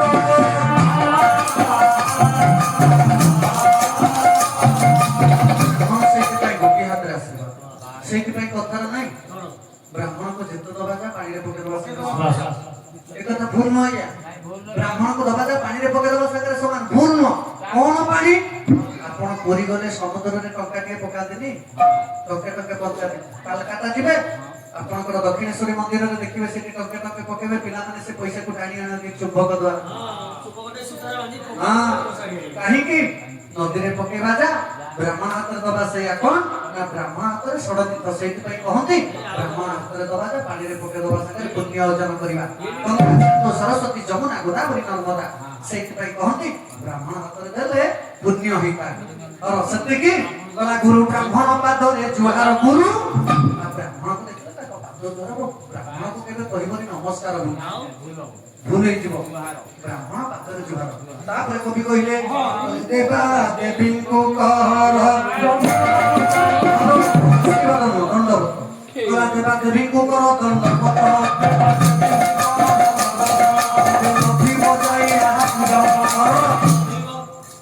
ଦେବାଦେବୀକୁ ଦଣ୍ଡବତ କୋଉଠି ଆପଣଙ୍କର ଯେତେ ଦେବାଦେବୀ ଗାଁରେ ଅଛନ୍ତି ଏ ଗାଁରେ ତାରିଣୀ ଅଛନ୍ତି ଜଗନ୍ନାଥ ଅଛନ୍ତି ମହାଦେବ ଅଛନ୍ତି ରଘୁନାଥ ଅଛନ୍ତି ଯେତେ ଦେବତା ଅଛନ୍ତି ଆପଣ ବର୍ଷକରେ ଥରେ ହଉ କି ମାସକରେ ଥରେ ହଉ ଗୋଟିଏ ଦିନ ହଉ ଜୀବନରେ ଥରେ ଟିକେ ଦଣ୍ଡବତ କରିବ ଆଚ୍ଛା ଦଣ୍ଡବତ କାହାକୁ କହିବା ତଳେ ଶୋଇଯିବା କି ଆପଣଙ୍କର ମହାପୁରୁଷର ମନୁ କହନ୍ତି ଷଷ୍ଟାଙ୍ଗ ଯୋଗ ସାଧନା ଅଷ୍ଟାଙ୍ଗ ଯୋଗ ସାଧନା ତଳେ ଆଠଟା ଅଙ୍ଗ ତଳେ ଦେଖିଲେ ତାକୁ ଦଣ୍ଡବତ କହନ୍ତି ଆମ ଶରୀରର 8 ଅଙ୍ଗ କିଏ ଯୋଡ଼ିଏ ପାଦ ଯୋଡ଼ିଏ ଆଣ୍ଠୁ ଯୋଡ଼ିଏ ହାତ 7ରେ ଲାଗିବ ପେଟ ଆଜ୍ଞା 8ରେ ଆପଣଙ୍କର ମଥା ଲାଗିବନି 8ରେ ଓଠ ଲାଗିବନି ଲାଗିବ କିଏ କହିଲା ନାସାଗ୍ରେ ବସୁଧାପତି କର ଅଙ୍ଗଟା ତଳେ ଲାଗିଲେ ଦଣ୍ଡବତ କୁହାଯାଏ ଆଉ ଗୋଟେ କଥା କି କହିଲେ সালে এই তো নমস্কারটা এটা କୋଉଟା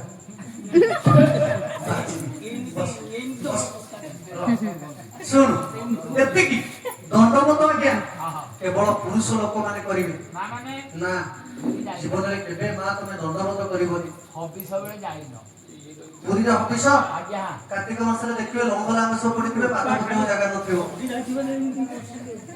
ହଉ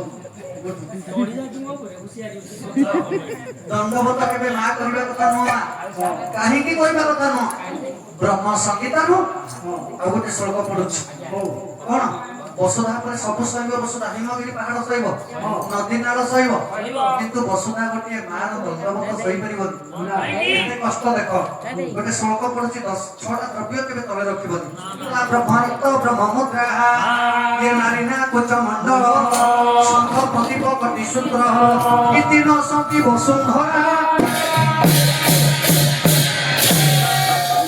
6ଟା ଦ୍ରବ୍ୟ ବସୁଧା ସହିବନି ପ୍ରଥମ ବ୍ରହ୍ମରକ୍ତ ବ୍ରାହ୍ମଣ ମାନଙ୍କର ରକ୍ତ ବସୁଧା ସହିବନି 1 ବ୍ରହ୍ମମୁଦ୍ରା ବ୍ରାହ୍ମଣଙ୍କର ମଥା ବସୁଧା ସହିପାରିବନି 2 ନାରୀ ନା କୋଚ ମଣ୍ଡଳ ସଂସାରର ଗୋଟେ ମା ଦଣ୍ଡବତ କଲାବେଳେ ନାରୀ ମାନଙ୍କର କୋଚ ଯଦି ତଳେ ଲାଗେ ବସୁଧା ମା ତାକୁ ସହିପାରିବ ଇଏ 3 ହେଲା ବ୍ରହ୍ମରକ୍ତ ବ୍ରହ୍ମମୁଦ୍ରା ନାରୀ ନା କୋଚ ମଣ୍ଡଳ ଶଙ୍ଖ ଶଙ୍ଖ କେବେ ତଳେ ରଖିବା କଥା ନୁହଁ ପ୍ରଦୀପ ଦୀପ ଦୀପ କେବେ ତଳେ ଜଳେଇବେନି ଆଜ୍ଞା ଦୀପ ତଳେ ଜଳା ନାହିଁ ଚାଉଳ ଟିକେ ହଉ ନହେଲେ ଗୋମା ଟିକେ ହଉ ନହେଲେ କାଠି ଟିକେ ହଉ ଆଉ ଦୀପ ଜଳେଇଲା ବେଳେ ପାଦରେ କେବେ ପାଦୁକା ପିନ୍ଧିବେନି ପାଦୁକା ମାନେ କଣ ଜୋତା ଜୋତା କେତେ ଜାଗାରେ ପିନ୍ଧିବ କେତେ ଜାଗାରେ ପିନ୍ଧିବନି ତାକୁ ଲେଖିଛନ୍ତି ଆପଣମାନଙ୍କର ପରାଶର ସଂହିତା ଯାଗୋ ଭାଗୋଷ୍ଠେ ଦେବ ବ୍ରାହ୍ମଣ ସନ୍ନିଧ ଆହାରେ ତପ କାଳେଶ୍ଚ ପାଦୁକା ନା ବିସର୍ଜନ ଜୋତାର ଅନ୍ୟ ନାମ ହଉଛି ପାଦୁକା ଆଜିକାଲି ଆମେ ବହୁତ ଆଡେ ପାଲାକୁ ଯାଉଛୁ ମା 3 ତାଲା ଘରେ ରହିଥିବୁ ଘରର ନୂଆ ବୋହୂ ମାନେ ଆସିଛନ୍ତି ସେମାନେ ପାଦରେ ଶିଳ୍ପ ପିନ୍ଧିକି ରୋଷେଇ ଘରକୁ ଗଲେ ପାଦ ମଇଳା ଲାଗିବ। ଦେଖୁନାହାନ୍ତି ଆଜ୍ଞା, ମନେ ରଖନ୍ତୁ ଆଜ୍ଞା, ରୋଷେଇ କଲା ବେଳେ ଅଗ୍ନିକୁ ଛୁଇଁଲା ବେଳେ ଆପଣ ପାଦରେ କେବେ ଜୋତା ପିନ୍ଧିବେନି। ଏକ ଅଗ୍ନି ଯା ଗୋବା ଗୋଷ୍ଠୀ ଆମ ଘରେ ବି ହଉଛି। ହଉ ମରିବ ତୁ ଶ୍ରୀ ରବି। ସେଇଥିପାଇଁ ଆଚ୍ଛା, 2 ନମ୍ବର, ଗୋମାତାକୁ ବାନ୍ଧିବା ପାଇଁ କି ପାଟକୁ ଯାଆନ୍ତୁ, ଜୋତା ପିନ୍ଧନ୍ତୁ, ମନା ନାହିଁ।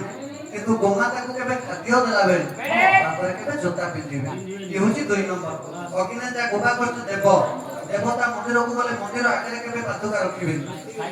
ଆଉ କୋଉଠି ବ୍ରାହ୍ମଣକୁ ପ୍ରଣାମ କଲା ବେଳେ ପାଦକୁ ଜୁହାରଲା ବେଳେ ବ୍ରାହ୍ମଣଙ୍କ ଆଗରେ ଜୋତା ରଖିବେନି, ଟିକେ ସାଇଡ କରିକି ରଖିବେ। ଇଏ ଗଲା ଅଗ୍ନି ଯା ଗୋବା ଗୋଷ୍ଠୀ ଦେବ। ବ୍ରାହ୍ମଣ ଆହାରେ ଖାଇଲା ବେଳେ ଜୋତା ପିନ୍ଧିବନି। ଆଗରୁ ଥିଲା ଲୋକ ବସିକି ଖାଉଥିଲେ, ଏବେ ତ ସବୁଆଡେ ବୁଫେ ସିଷ୍ଟମ ହେଇଗଲାଣି।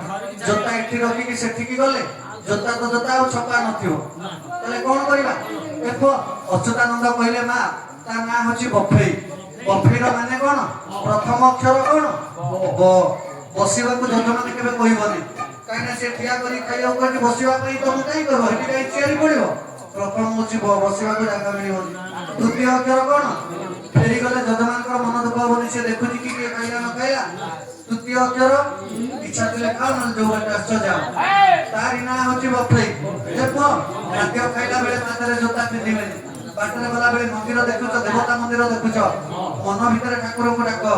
4-5 ଥର ପାଦରେ ଜୋତା ଥିବ, ଠାକୁରଙ୍କୁ ଡାକିକି ଲାଭ କଣ? ଆବଶ୍ୟକ କିଛି ନାହିଁ। ଦେଖ, ସେତିକି ଦୀପ କେବେ ତଳେ ରହେ ନା ଅଗ୍ନି। ଆଉ ଶଙ୍ଖ ତଳେ ରଖିବନି, କଟିସୂତ୍ର ତଳେ ପଡିବନି। ଆଉ ବ୍ରାହ୍ମଣଙ୍କୁ ଯଦି ଆମେ ଦଣ୍ଡବତ କରିବାନି, ବ୍ରାହ୍ମଣଙ୍କୁ ଯଦି ପାଦ ଧରିକି ଜୁହାର ହବା, ନମସ୍କାର କରିବାନି, ଦଣ୍ଡବତ କେବଳ ପୁରୁଷ ଲୋକମାନେ କରିବେ। ମୋ ମା ଟିକେ ମନ୍ଦିରକୁ ଗଲେ କଣ କରିବ? ଯଶୋବନ୍ତ ବାବାଜୀ ଲେଖିଲେ, ନାରୀ ହେ ଜାଣ ପ୍ରଣାମ କରିବ, ଅଚ୍ୟୁତ ଠାରୁ ଆଶୀଷ, ଅଚ୍ୟୁତର ଠାରୁ ଲଇକା ରହିବ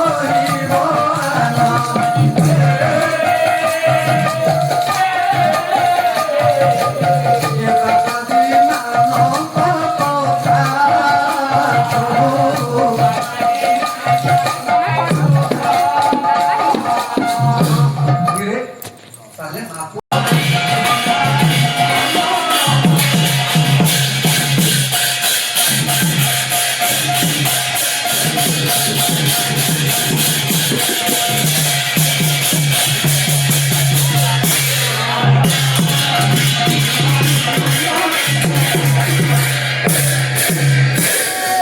ବିଶ୍ୱଚିନ୍ତାମଣି ପୂର୍ଣ୍ଣବ୍ରହ୍ମ ନାରାୟଣଙ୍କ ପାଖରେ ପ୍ରାର୍ଥନା କରିଛନ୍ତି ଜଳଧର କେମିତି ମରିବ।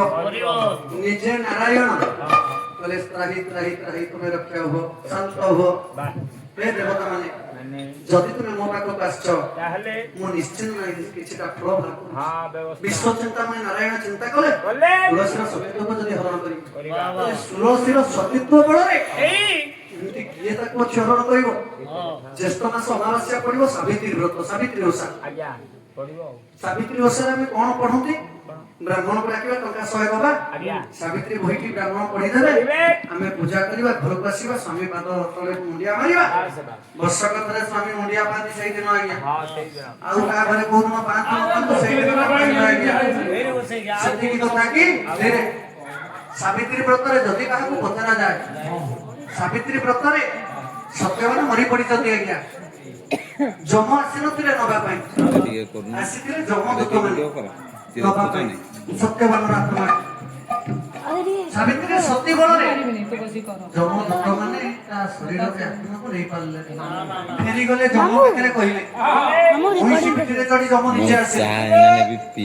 କିନ୍ତୁ ସାବିତ୍ରୀ ବାହୁନି ବାହୁନି କାନ୍ଦୁଛି, ତା ଜାମ ଉପରେ ଶୋଇଛନ୍ତି ସତ୍ୟବାନ ଇହକାଳ। ଯମ ପଛେ ପଛେ ଯୋଉ ସାବିତ୍ରୀ ଦୌଡ଼ିଲେ, କଣ ପାଇଁ? ପାଧିରେ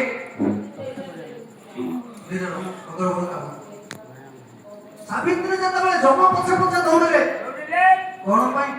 ଆଜିର ସମାଜରେ ସମସ୍ତେ କହନ୍ତି ତାଙ୍କ ସ୍ୱାମୀ ପାଇଁ। ସ୍ୱାମୀଙ୍କ ପାଇଁ କଣ ଯମ ପଛେ ପଛେ ସାବିତ୍ରୀ ଯାଇଥିଲେ? କୌଣସି ବହିରେ ଲେଖା ହେଇନି। ଫିଲ୍ମରେ ଦେଖିଛୁ, ଟିଭିରେ ଦେଖିଛୁ।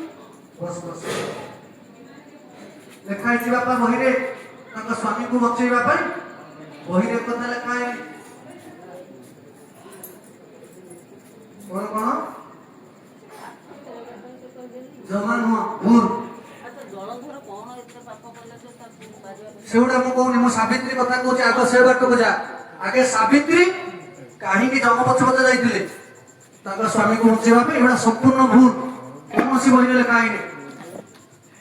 ଆଜିକାଲି ମା ମାନଙ୍କୁ ପଚାରିଦବ କଣ ତା ସ୍ୱାମୀ ପାଇଁ କୋଉ ବହିରେ ଲେଖା ହେଇଛି? ଆଣ ବହି ଦେଖିବା, ପଢ ମୋ ପାଖରେ। ଯଦି ଲେଖା ହେଇଥିବ 5,000 ଟଙ୍କା ଦେବି। ଲେଖା ହେଇନି। କଣ ଲେଖା ହେଇଛି? ପ୍ରଥମେ ସାବିତ୍ରୀ ପଛେ ପଛେ ଯାଇଥିଲେ, ଯମ କହିନଥିଲେ ସାବିତ୍ରୀ ତମେ ମୋ ପଛରେ ଯାଇପାରିବନି, ମତେ କିଛି ମାଗ, ମୁଁ ତମକୁ ଦେବି। କଣ ମାଗିଥିଲେ? ପ୍ରଥମେ ମାଗିଥିଲେ ତାଙ୍କ ଶାଶୁ ଶ୍ୱଶୁରଙ୍କ ପାଇଁ ବର। ଦ୍ୱିତୀୟ ଆଖି ଆଖି ନା, ତୃତୀୟରେ ରାଜ୍ୟ, ତୃତୀୟରେ ରାଜ୍ୟ, ତୃତୀୟରେ ମୋ ବାପାଙ୍କର ଶତପୁତ୍ର ହବ।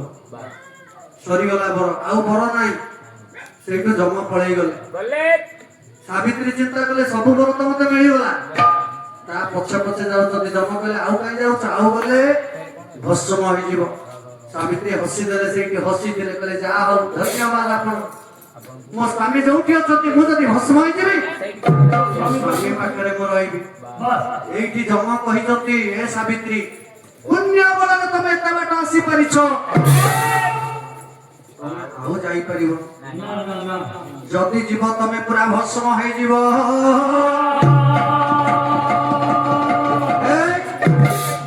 ଏଇଠି ଯମ କହିଲେ ସାବିତ୍ରୀ ଏଇଟା ହଉଛି ଶେଷ ବର, ଏଇଟା କଣ ମାଗି ନେଇ ତମେ ପଳେଇ ଯାଅ। ତୃତୀୟ ବର, 3ଟା ବର ଦେଲା ବେଳେ ସାବିତ୍ରୀ କେବେ କହିନଥିଲେ ସତ୍ୟ କର, କିନ୍ତୁ ଚତୁର୍ଥ ବରରେ ସାବିତ୍ରୀ କହିଦେଲେ ହେ ଯମ ଦେବତା ଆପଣ ସତ୍ୟ କଲେ ମୁଁ ଚତୁର୍ଥ ବର ମାଗିବି। ଚତୁର୍ଥ ବର ଯେତେବେଳେ ମାଗିବା ପାଇଁ କହିଦେଲେ, ଯମ ତଥାସ୍ତ କହିଦେଲେ। ସତ୍ୟ ସତ୍ୟ 3 ବାର ସତ୍ୟ ମୁଁ କରୁଛି, ଯାହା ମାଗିବ ତାହା ଦେବି ମୁଁ କହୁଛି।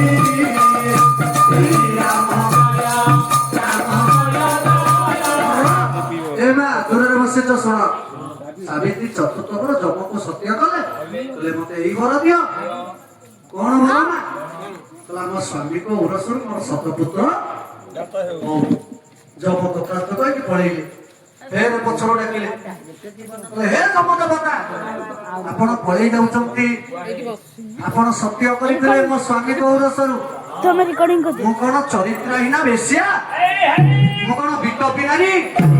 ଆପଣ ତ ମୋ ସ୍ୱାମୀ ଚିହ୍ନି ଯାଉଛନ୍ତି, ମୁଁ ତାର କଣ ଜନ୍ମ କରିବି? ଜୀବନରେ କିଏ ବିଷ ଖାଇଦଉ, ଗାଡି ତଳେ ଚାଲି ଯାଉ, କିଏ ଦୌଡ଼ି ଯାଇଦଉ, ଆମେ କହୁଥିନି ଭଲ ପିଲା କିଏ ଥିଲା ମରିଗଲା, ବିଷ ଖାଇଦେଲା। ଶେଷରେ ଆମେ କହନ୍ତି ନା ତାର ସେତିକି ଲଗା ହେଇଥିଲା। କେହି ଯମର ଦୋଷ ଦିଅନ୍ତି, ଯମ ନେଇଗଲା। ସେଇଥିପାଇଁ ଯମ କହିଥିଲା କାଳ କାଳେ ନାହିଁ ଦୟା ମା,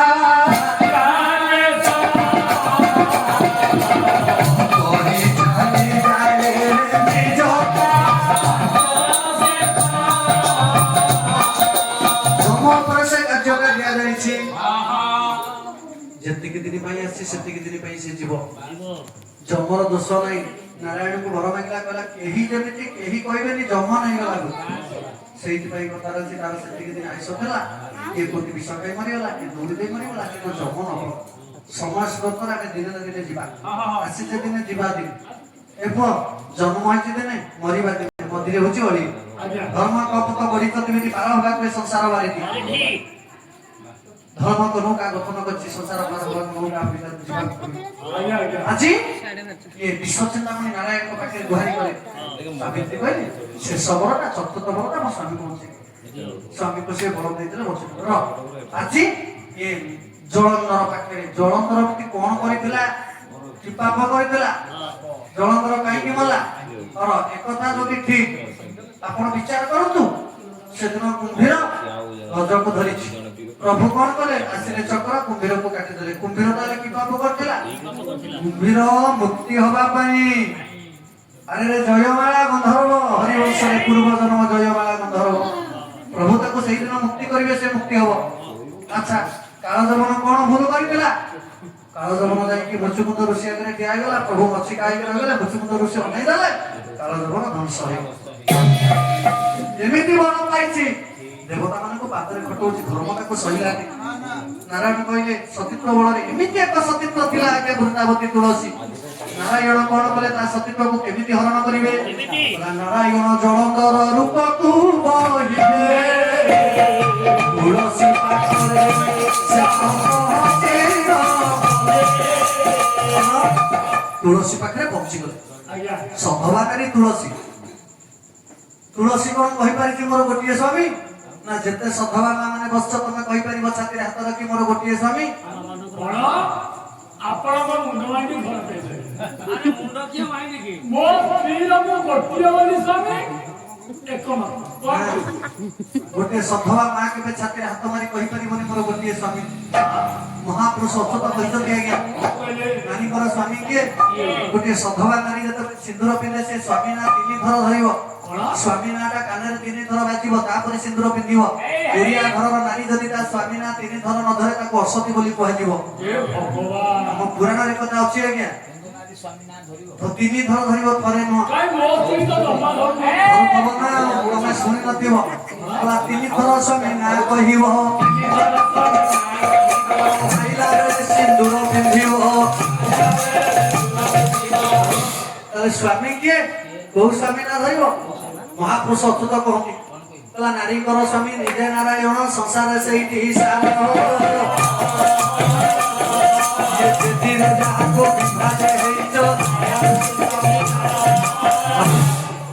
ବର ଆଉ ଗୋଟେ ଶବ ଦିଟା ଦେଖନ୍ତୁ। ବର ଯେତେବେଳେ ଗାଁକୁ ପଶେ ବରଯାତ୍ରୀ ସବୁ ଆଗରେ ବର କିନ୍ତୁ ଥିବ ଏକୁଟିଆ ପଛରେ ଧୀରେ। କିନ୍ତୁ ବର ଯେତେବେଳେ ଦିନେ ନା ଦିନେ ଶବ ପାଲଟି ଯାଏ ଶବ ଥିବ ଆଗରେ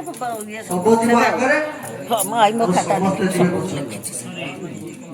ବର ଗାଡି ଗଲା ବେଳେ ଟଙ୍କା 500 ଯଦି ପଡିଥାଏ ସେ ଗାଡିରୁ ଓହ୍ଲେଇ ପଡିକି ଜୀବନ ବିକଳେ ସେ ଟଙ୍କା 500 ଉଠେଇବ ବର ଉଠେଇବ। କିନ୍ତୁ ଶବ ଗଲା ବେଳେ ଯେତେ ଟଙ୍କା ପଡୁ ସେ ଉଠେଇବ। ଶବ ପାଇଁ ଗୋଟିଏ ସତ୍ୟ ସେଇଟା କଣ? ରାମ ନାମ ସତ୍ୟ ହେ ରାମ ନାମ ସତ୍ୟ ହେ। ଶବ ଗଲା ବେଳେ ତା କାନରେ ବାଜିବ ରାମ ନାମ ସତ୍ୟ ହରିନାମ ସତ୍ୟ ଟଙ୍କା ପଇସା ସବୁ ମିଛ। କିନ୍ତୁ ବର ଗଲା ବେଳେ ଟଙ୍କା ଯେତେ ପଡିଥିବ ସେ ରୁଣ୍ଡେଇ ଆଣିବ। ଦିନେ ନା ଦିନେ ଆମେ ଜାଣିଛେ ଆଜ୍ଞା ଆଜି ଆମେ ଦିନେ ନା ଦିନେ ଆଜ୍ଞା ମଶାଣିକି ଯିବାକୁ ପଡିବ। ଏ ଶରୀର ନିଆଁରେ ପୋଡାଯିବ ଆମେ ସବୁ ଜାଣିଛନ୍ତି। ଦିନେ ନା ଦିନେ ଆମେ ଶବ ହେଇକି ଯିବା।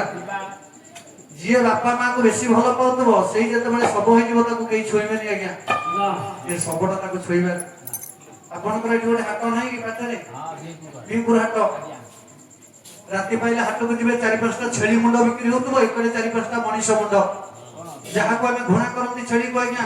ଅଜାଶ୍ଚୈବ ପାଦ ଧୂଳି ଦୁଆରେ ପଇଲେ ଅଶୁଭ।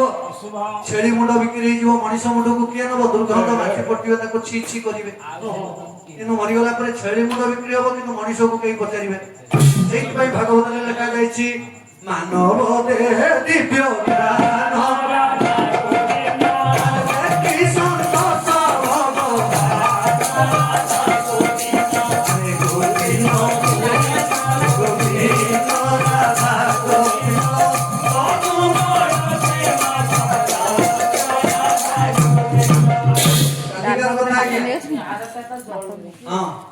ଆମ ଗାଁରେ ଗୋଟେ ପୁଅ ବିଦେଶରେ ଥିଲା ସେ ଘରକୁ ଫେରିଛି କାଲି।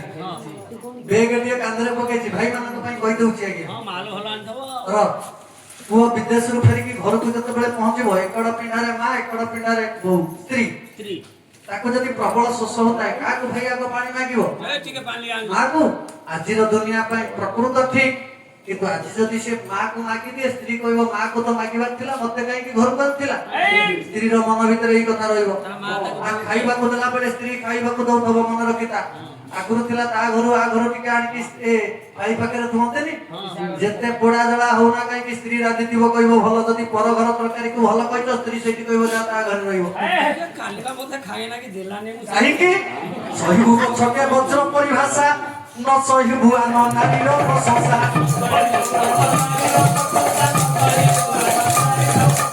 ଗୋଟିଏ ଘରେ ଗୋଟିଏ ସ୍ତ୍ରୀ ସବୁ ସହିବ ପର ନାରୀର ପ୍ରଶଂସା ସହିବନି।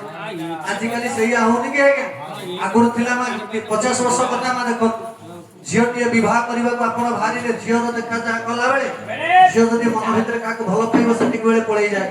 କିନ୍ତୁ ଆଜିକାଲି ଝିଅ ମାନେ ଆଉ ଯାଉନାହାନ୍ତି ଆଜ୍ଞା। ଯାଉଛନ୍ତି କେତେବେଳେ ନା ଠିକ ଆଜ୍ଞା ତାଙ୍କର ନିର୍ବନ୍ଧ ଧଇଲା ବେଳେ କାହିଁକି ନିର୍ବନ୍ଧ ନା କାହିଁକି ସେ ସୁନାଟାକୁ ହାତେଇବା ଛାଡ଼ିବ କାହିଁକି? କାହିଁକି ଛାଡିବା ଆଉ କିଛି ଝିଅ ମାନେ ଆହୁରି ଚାଲାକ ହେଇଗଲେ ନିର୍ବନ୍ଧ ପରେ ଯିବା ଠିକ ଅଷ୍ଟମଙ୍ଗୁଳି ସରୁ ଚାପି ଚୁପିକି ରହିଯାଉଛନ୍ତି ଅଷ୍ଟମଙ୍ଗୁଳି ପର୍ଯ୍ୟନ୍ତ ଏ ଘର ସେ ଘର ସବୁ ଧରିବା ଏକାଥରେ ଯିବା ଏଇଟା କଣ ଭୁଲ ହଉଛି କି ଏ ପୁଅ ଦ୍ୱାପରରେ ରୁକ୍ମିଣୀ ବେଦୀରେ ବସିଛନ୍ତି ଶିଶୁପାଳ ଆସୁଛି କିନ୍ତୁ ସେ କଣ ଶିଶୁପାଳକୁ ବିବାହ ହେଲେ ନାରାୟଣ ତାକୁ ରଥରେ ଆସିକି ନେଇଗଲେ ହେଇଥିଲା ବା ଆଲା ବର ମଣ୍ଡପରୁ ଯିବ ବାହୁନି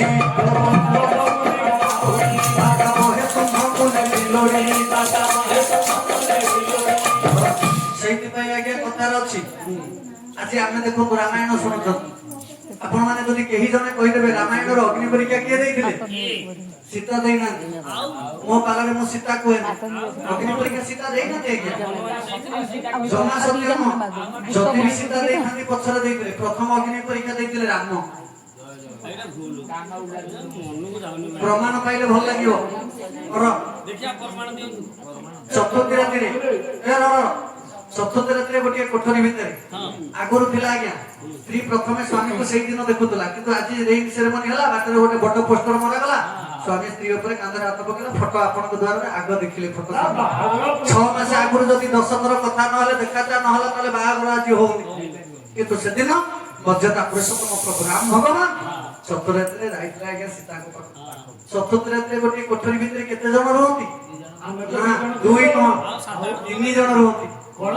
3 ଜଣ ପ୍ରମାଣ ଦେଖନ୍ତୁ 3 ଜଣ କାଇଁ ଆଉ ଜଣେ କିଏ ଆମେ 2 ଜଣ ଥିଲୁ ତୁମେ ମୂର୍ଖ 2 ଜଣ ଥିଲ ସିନା ଆଉ ଜଣେ ଏଠି ରହେ ଦେଖୁନ ରାମ ଠାକୁର ସୀତାଙ୍କ ପାଖ ହଁ ଠିକ ଭାଇ ଜାଣିଛନ୍ତି ରାମ ଠାକୁର ସୀତାଙ୍କ ପାଖକୁ ଯେତେବେଳେ ଗଲେ ସୀତା ପଲଙ୍କରେ ଅଭିମାନ କରିକି ବସିଛନ୍ତି ଚତୁର୍ଥ ରାତିରେ ପ୍ରଥମ ମିଳନରେ ଯଦି ଗୋଟିଏ ପ୍ରଥମେ ଝିଅଟିଏ ପ୍ରଥମେ ସ୍ତ୍ରୀ ଯଦି ତା ସ୍ୱାମୀକୁ କଥା କହିଦିଏ ଜୀବନ ସାରା ତାକୁ କିଛି ଅଣ୍ଟିବନି ପ୍ରଥମେ କଥା କହିବ କିଏ ନା ପୁରୁଷ ରାମ ଡାକୁଛନ୍ତି ହେ ପ୍ରିୟ ଅଭିମାନିନୀ ହେ ଯୋଜନ ବନ୍ଧା ହେ ପାର୍ଥିବୀ ହେ ମୈଥିଳୀ ହେ ଜାନକୀ ହେ ସୀତା ସୀତାଙ୍କର 6ଟି ନାଁ ଆଜ୍ଞା ଯେତେ ପ୍ରକାର ଡାକିଛନ୍ତି ସୀତା କଥା କହିଲେନି କବି ସମ୍ରାଟ ଭଞ୍ଜ କଣ ପାଇଁ କଥା କହିଦେଲେ ପ୍ରତ୍ୟେକ ନାରୀ ମାନଙ୍କର ଯୋଉଟା ପ୍ରତ୍ୟେକ ସୋମବାର 21ଟା ସୋମବାର ଶିବଙ୍କ ପାଖରେ ଡାକିବ ଶିବ ନିଶ୍ଚିତ ପୂର୍ଣ୍ଣ କରିବେ ଏ 6ଟା ମନ୍ତ୍ର କଣ ଓମ ରେ ଗୋଟେ ନ ରେ ଗୋଟେ ମ ରେ ଗୋଟେ ସି ରେ ଗୋଟେ ବା ରେ ଗୋଟେ ୟ ରେ ଗୋଟେ ଆକୁ ଲେଖିଛନ୍ତି ଆପଣ ମାନଙ୍କର ତ୍ରିପୁର ବିଜୟ ଦଶାନନ ରାବଣ ଦ୍ରୁତ ଲେଖିନାହାନ୍ତି ପ୍ରଥମ ଓମ ରେ କଣ ओंकार बिंदु संयुक्त नित्य धायन्ति योगिन ओंकार मुख्य दशैव ओंकाराय नमः ओम नमः शिवाय प्रथम ओम तापरे न जात दैव समृद्ध न जात परा भव काना शक्ति धरम देव 2 नंबर न तापरे म महादेव महाकाल महायोग्य महेश्वर महाताप ओम नमः सी शिवं शिवं करं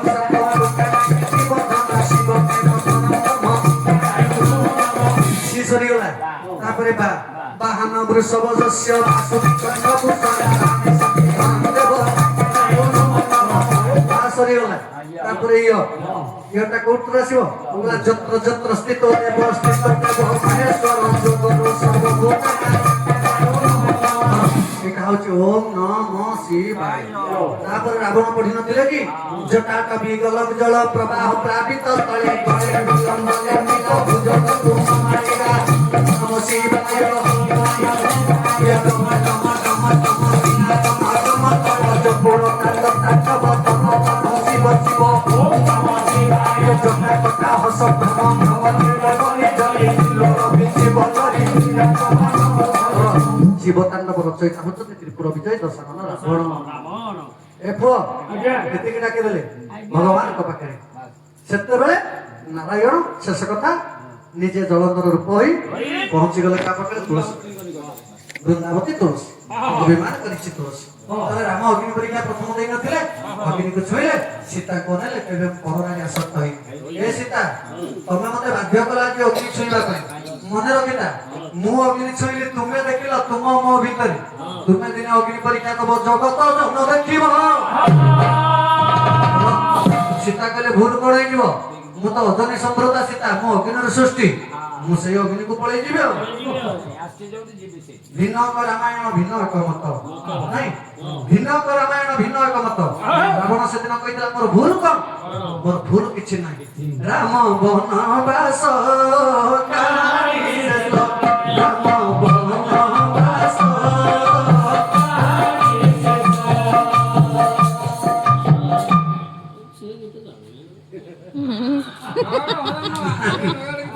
রাম তো লেখিছে নূয়া রামায়ণ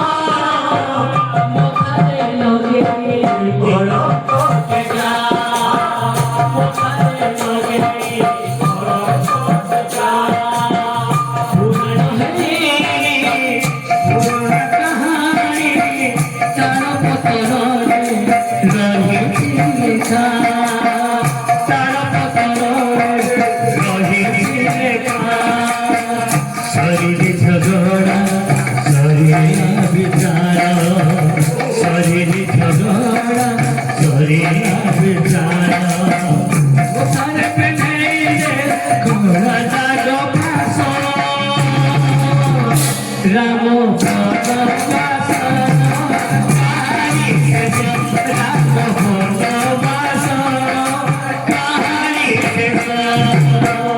मर्यादा पुरुषोत्तम राघवेंद्र सरकार राम कृति आज्ञा आज आम कहते आम भाग्य दोष राम वनवास चलीगले मर्यादा पुरुषोत्तम गोटी गोटी कथा को पालन करते राम वनवास पड़े गले भगवान कृष्ण जन्म ही देवकी माँ गर्भर भी विच्छेद हो गले राम जोड़ी अक्षर श्याम जोड़ी अक्षर रामकर बापा चारि अक्षर दशरथ तक बापा वसुदेव चारि अक्षर रामकर माँ तीन कृष्णकर माँ तीन रामकर राज्य तीन कृष्णकर राज्य तीन राम जन्म हेले 12 कृष्ण जन्म हेले 12 फरक रहा सी राति 12 ये दिन 12 राम जन्म हेले राम रहिले 9 को परीक्षा कृष्ण रहिले ठक परीक्षा भितर आ को परीक्षा एमती नहीं मत ए पुओ आज मर्यादा पुरुषोत्तम प्रभु राम भगवान निश्चित चिंता कले जलंधर रूप को हरण करने सतीत्व हरण करने जलंधर मरिब निजे नारायण जलंधर रूप ही तुलसी पाखे पहुंची गले तुलसी अभिमान करिछि कहिकि स्वामी आपण एते दिन हला कोडे जाइतिले किछि बुझिलेनी किछि सुनिलेनी प्रभु तो जाइछथि टेयर हेकि ना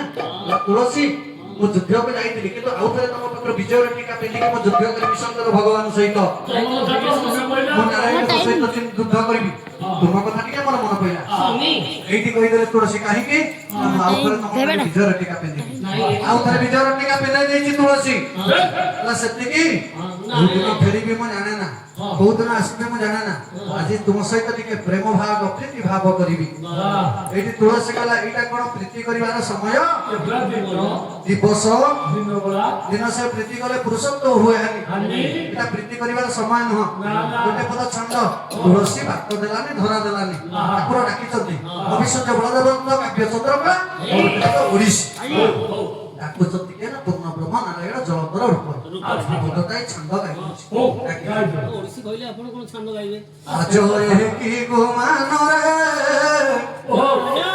ये चंद्रा नना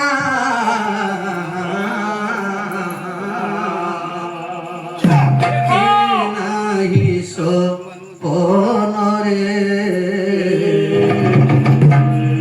जेते राती हवा मुड़ा सेते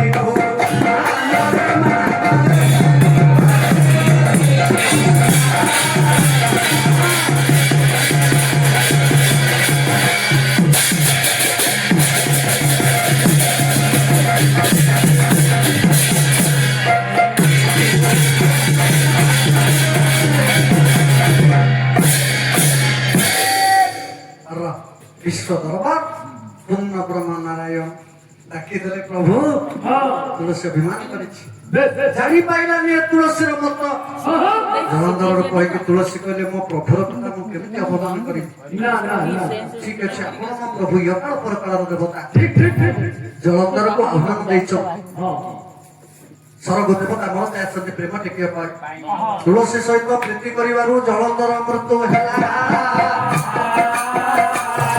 जे चिट्ठी लागि आगे वृंदावती आगे परस्त्री बोली जलंधर मृत्यु ହେଲା तुलसी ती परस्त्री जेहेतु प्रभु नारायण तुलसी सतीत्व हरण कर से परस्त्री है परस्त्री को दर्शन कले पुण्य स्पर्शन कले पाप नाशन हुए लक्ष्मी प्राप्त हुए तुलसी पत्र एबे छिंडेबे तुलसी पत्र तले पड़ी दांत चोबई दे चुंबन देले वैकुंठ प्राप्ति ए माँ पुओ दुई जन शुणिले शुणी सारा पर जो पुओटी जाइथिला माँ संगे एमिति मनोभाव तार हैला माँ एते पुराण आमे शुणिले मु जाउची गोटे पुराण लिखिबी ए 12 वर्षर पुओ प्रभु जगन्नाथ मागिला मते गोटे लेखनी दियो मते गोटे तालपत्र दियो तालपत्र देला पोथी दिया गला लेखनी लिखि परिबु 12 वर्षर पुओ प्रथम गोटे पद लिखिला कोन से पद नवाक्षर छंद रे से पुओ आउ केहि न से पुओ निजे स्वयं जगन्नाथ दास आइए को सुभाष बोसु कौन लिखला नमहि नृसिंह चरण यौनादि परम कारण जगन्नाथ दास पाखरे थिले ताको विधवा मां पद्मावती दास जो पुराण आपण मानक पाखरे कहितली से मां आउ केइनो से होत निजे पद्मावती ताको घर होची पुरी जिला अंतर्गत कपिलेश्वर शासन रे ताको बापा होतंती माधवानंद दास मां पद्मावती दास 8 वर्ष दिन रे ताको बापा चली जाइतिले विधवा आइ जाइतिले मां एमिति एक जग जमुना पुओ तांकर जगन्नाथ दास मन रखतो जन्म होइतिले जगन्नाथ दास भाद्रव मास शुक्ल पक्ष राधाष्टमी तिथि आद्यवार रविवार दिन पद्मावती गर्भर जगन्नाथ दास जन्म 8 वर्ष रे बापा चली गले से मां पुओ पुरी जाइतिले अमणिया मठ रे आशीर्वाद पाई भागवत लिखिले शेष पद अहै जगन्नाथ दास मूलटी अटई विश्वास मूल होची मोर विश्वास मूल के नमो सिंह चरण अनादि परम सेति पय भागवत लिखा हे गला भागवत संपूर्ण हे गला भागवत पोथी को धरी जगन्नाथ को पाखो चली गले हमरा मो पोथी टिके संशोधन कर संशोधन हला परे मो मां पढिबो मां बुझिबो जगन्नाथ को पाखरे थोई देले मो भागवत को टिके संशोधन कर जगन्नाथ पचारिले भागवत किए लिखिछि मु लिखिछि जगन्नाथ दास मु कहि देले 3 थर निजे स्वयं जगन्नाथ कहला रे हे तू तो भागवत लिखिलु फिर मु काई की कहलु तोरी भागवत रे तू लिखिनु उठव मने रखितिबु मुमले मते दुबाइलु तू तो मु लिखिलु मु काई कहलु आज आपण खाइबा को देकी बाजार रे जाई के कहबे म 1000 लोक खाइयो देई की कहबे आजिकली दुनिया रे लोक तो गणी पाउ नाती खली किणला बेले खली गणी देले ना हमर घरे एते की खली सरी खली बदले लोक पड़े की लोक खाइबा को देकी मुंड गणीबेनी गछटी लगे की फल को आशा रखिबेनी ताहा को केबे देई की किछि कहबेनी परिवार रे केते टका खचला बारंबार ताको रफ खातर लिखिबे आ खाद्य जदी बळिला ताको जथा शीघ्र फिंगी दियंतो न काको देई दियो खाद्य को जदी 2 दिन घर रखिले जते थर खाद्य को नउथबे मुंड खराब हो एति की बळिला जदी बळिला शीघ्र रखि दियो नले पोखरी कोठी काको देई दियो जीवन सत पत्र जीवा कहले जगन्नाथ दास कहले मु भागवत कोठी के नै कि जीवी जगन्नाथ कहिले कहले गोटे काम कर तू पळेई जा कांड कथा मनै सब सेई भागवत संशोधन करिवे समाटा पडिछि पंचकर तृतीय दिन आ गला बेले जेते बेले मनै सब घरे पहुंची जीव पंचक आ मने रखिता जगन्नाथ सब बेले गोटिए कथा जीवन रे कि आइंस खाऊ त न खाऊ पंचक 5 दिन जे टिए माछ खाए ता जीवन आज्ञा तरी जाए से मुक्ति हे कथारे कोनी सेति के बेले माछ रेट के कम थाए आज्ञा सुनावा तो खाइबो से माछ कोन मने रखिता कार्तिक मास पंचक 5 दिन आज ए वर्ष आमे पाला गाउतले मुकुंदपुर कोठी ଭଦ୍ରକ ना भद्रक न मुकुंदपुरटा भद्रक न बालेश्वर जिला आपनकर पंचलिंगेश्वर पीठ ଆଜ୍ଞା पंचा पाला गाउतले आपनकर पंचक जो दिन सरुचि पूर्णमी 2 दिन पर पड़ितला छाड़ गई मैं पंचक पाला रे जाऊ जाऊ आज्ञा मंच रे 4-5 जण मां माने कथा होत कि आज तो पूर्णमी राति पाइबो सरिबो काली गुरुवार हे जाउची बहुत दिन गुरुवार छाड़ गई तला कि शुक्रवार कर ଏତେ ଦିନ ରହିଲୁ मंदिर भीतर थाई कथा होतंती ହଁ तमर पंचे छाड़ फेरे कोन करिवो जणे को माछ आउ जणे करे कहला ना हमर खासी आसीबो आउ जणे कहला ना हम भाई देसी कुकुड़ा आनिबो फेरे पूर्णमी रे मंदिर थाई आपण सेई माछ 5 दिन खांतु माछ आइस किए का को आइस कहबा ମାଛ ମାଛ ଚିକେନ ମଟନ ଏସବୁ ଆଇଁଷ ଆଉ କେଉଁ ना ना ଆଉ ତାହେଲେ ଆଇଁଷ କିଏ भंज कहचंती कहला आमिष आइस दुई प्रकार सेति के तो आमिष के आइस अच्छा आमिष के आइस के ମାଛ ଯେ ଆଇଁଷ ନା ଆମିଷ ଆଉ ଚିକେନ ଯେ ଆପଣ ଜାଣନ୍ତି ଓଳାଶୁଣୀ ମଠ ବାଲିଚନ୍ଦ୍ରପୁର ହଁ ସେଠିକାର ଜଣେ ସନ୍ଥ ଅରକ୍ଷିତ ଦାସ ମହାରାଜ ସେ ଗୋଟେ ବହି ଲେଖିଛନ୍ତି ପଦ୍ମକଳ୍ପ ଟିକାର ଗୋଟେ ପଦ କହିନାହାନ୍ତି କହିଲା ମାଛ ତୁ ଖାଇବୁ ମାଂସ ତୁ ଖାଇବୁ ଆମିଷ ଖାଇବୁ ତୁ ଖାଇବୁ ଖେଚୁଡ଼ି ଖାଇବୁ ପିଲା ଲୋକ ଭାଷା ହେଇନୁ ଗାଈ ଏତେ ପାନ କରୁଛୁ ନା ଖାଉ ଠାକୁର ତ ଭଲ ଚାକିରି ଦେଇଛନ୍ତି ପଇସା ପଇସା ଅଧିକ ରହିଲେ ହବ କଣ ପଇସା ଅଧିକ ରହିଲେ ହବ କଣ ସେଇଥିପାଇଁ ପାନ ଖାଇବୁ ସେଇଥିପାଇଁ ପାନ ଖାଇବ ଚପଲ ଖାଇବ ସିଗାରେଟ ପିଇବ ତା ସାଙ୍ଗରେ ପାଣି ବି ଚଲେଇବ ମାଛ ଖା ମାଂସ ଖା ଆମିଷ ଖାଅ ନା କ୍ଷୀରି ଖା ଖେଚୁଡ଼ି ଖା ଅରୁଆ ଖା ନା ତେନ୍ତୁଳି ଖାଇବୁ ଆମ୍ବୁଲ ଖାଇବୁ ଖଟା ତୁ ଖାଇବୁ ତେନ୍ତୁଳି ଆମ୍ବୁଲ ଠାରୁ ଆଉ ଖଟା ଅଛି শুধু তুচ্ছা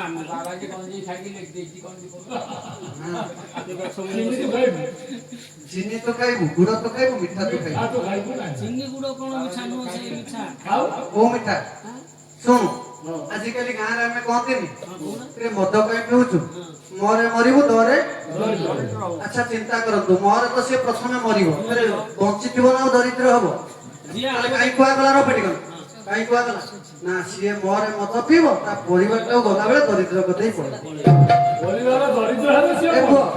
ମଦ କିଏ ରାନ୍ଧିଥିଲେ ଜାଣିଛ ମଦ ରାନ୍ଧିଥିଲେ ପ୍ରଥମ ବ୍ରାହ୍ମଣ ମଦ ରାନ୍ଧିଥିଲେ ପ୍ରଥମ ବ୍ରାହ୍ମଣ ନା ମିଶ୍ର ନା ପାଣି ନା କୁଣ୍ଡା ନା ପାଣି ଗାଈ ପତି ନା ପାଣି କୋଉ ମଦ ଆଚାର୍ଯ୍ୟ ସୁରାପାନ ଗୋଟେ କାଦମ୍ବରୀ ରସ କୋଉ ମଦ ବ୍ରାହ୍ମଣ ରାନ୍ଧିଥିଲେ ଆଜିକାଲି ଆପଣ ମାନେ ଫରେଲେକ ଦୋକାନକୁ ଯିବେ ଗଲାବେଳେ ଆପଣ ଟଙ୍କା ବଢେଇଦେବେ ମତେ ଗୋଟେ ଆଇବି ଦିଅ ଇଣ୍ଟରନାଲ ବ୍ଲୁ ଦିଅ କି ରୟାଲ ଷ୍ଟାକ୍ ଆଣ କି ଲେମନ ବାକାଡି ଆଣ କି ଆଣ୍ଟିକୋଇଟ ଆଣ କି ବଡ ଭାଇ ଜାଡ ଆଣ କି ନମ୍ବର 1 ଆଣ ଡକ୍ଟର ବ୍ରାଣ୍ଡି ଆଣ କ୍ଲାସିକ ରକଫୋର୍ଡ ଆଣନ୍ତୁ କିନ୍ତୁ ସେ ମତରେ ଆଜ୍ଞା ବ୍ରାହ୍ମଣ ରାନ୍ଧି ନଥିଲେ ଖରାଦିନେ କିଙ୍ଗ ଫେସର ଆଣନ୍ତୁ ମହାରାଣୀ ଆଣନ୍ତୁ ବଡ ଭାଇ ଜାଡ ଆଣନ୍ତୁ ନକଆଉଟ ଆଣନ୍ତୁ ଗଡ ଫାଦର ଆଣନ୍ତୁ ସେ ମତରେ ଆଉ ରହମ ଏତେ ମଦ କେ ଜାଣିଲ ନା ଆଜ୍ଞା ଏତେ ମଦ କେ ଜାଣିଲ ସେଇ ତ ହଉଛି କଥା କେତେ ମଦ କେତେ ରେଟ୍ କୋଉଠି କୋଉଠି ବିକ୍ରି ହଉଛି କୋଉଠି ବ୍ଲାକ୍ ରେ କେତେ ରେଟ୍ ତାକୁ ବି ଜାଣି ଦେଖା ରେଟ୍ କୋଉଟା ଆଲକୋହଲ ଭାଗ ଅଧିକ ମଗାର 4x ରୟାଲ ଷ୍ଟାକ୍ ରେ ଅଧିକ ଆଲକୋହଲ ଭାଗ ଦେଖିବେ ଆପଣଙ୍କର କିଙ୍ଗ ଫିଶର ରେ ଅଧିକ ଆଲକୋହଲ ଭାଗ ସେ ମଦ କିନ୍ତୁ ବ୍ରାହ୍ମଣ ରାନ୍ଧି ନଥିଲେ ସାରେ ନିଅନ୍ତି ବୋଲି ଏ କଥା ଜାଣନ୍ତି ନହେଲେ ଏତେ ଗୁପ୍ତ ଭେଦ ଜାଣିବ କି ପାନ ଖଣ୍ଡେ ଖାଇନି ମନେ ରଖିଥା ଯଦି ଆପଣ ପାନ ଖାଇନାହାନ୍ତି ଏତେ ଭେଦର ବାଟରେ ଆସିଲା ବେଳେ ଏଇଠି ଆସିଲା ବେଳେ ଆପଣଙ୍କର ଗୋଟେ ଭୀମପୁର ହାଟ ପାଖରେ ଗୋଟେ ବଡ କାଉଣ୍ଟର ନୁହେଁ କାଉଣ୍ଟରକୁ ବନେଇ ଦେଲେ ଦୁନିଆ ପ୍ରକାର ନାଁ ଲେଖା ଅଛି ପଢିବାକୁ ମନା ଜଳ ସ୍ଥଳ ବନ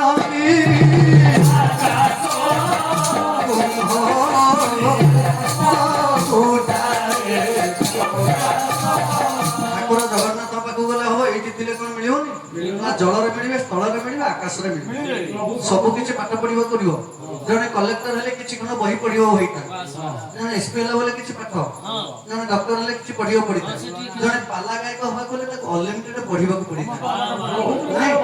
କାହିଁକି ନା ସବୁ ଶାସ୍ତ୍ର ଅଧ୍ୟୟନ କଲେ ଜଣେ ପାଲା ଗାଇ ପାରିବନି। ଆଜ୍ଞା ଆଜିର ସମାଜରେ 30 ବର୍ଷ ତଳେ ଆପଣ ଯାହା ଗାଉଥିଲେ ସମସ୍ତେ ଶୁଣୁଥିଲେ, ଏବେ ଯୋଉଠି ଟେକାଟିଏ ପକେଇଦେବେ ଜଣେ ଗ୍ରାଜୁଏଟ, ସେ ଗାୟକ ଠାରୁ ଅଧିକା ଜ୍ଞାନ ତାଙ୍କର। ସେଇଥିପାଇଁ କଥା ଅଛି, କୋଉ ମଦ ବ୍ରାହ୍ମଣ ରାନ୍ଧିଥିଲେ ବାଟକୁ ପଳେଇଆ, ତ୍ରିପୁର ବିଜୟ ଥାଉ ଦଶାବଣ ରାବଣ ସୁରାକୁ ରନ୍ଧନ କରିକି ସୁରାକୁ ପିଇଥିଲେ, ସେ ସୁରାର ନାଁ କଣ ଜାଣିଛୁ? ସେଟା କୋଉ ମଦ?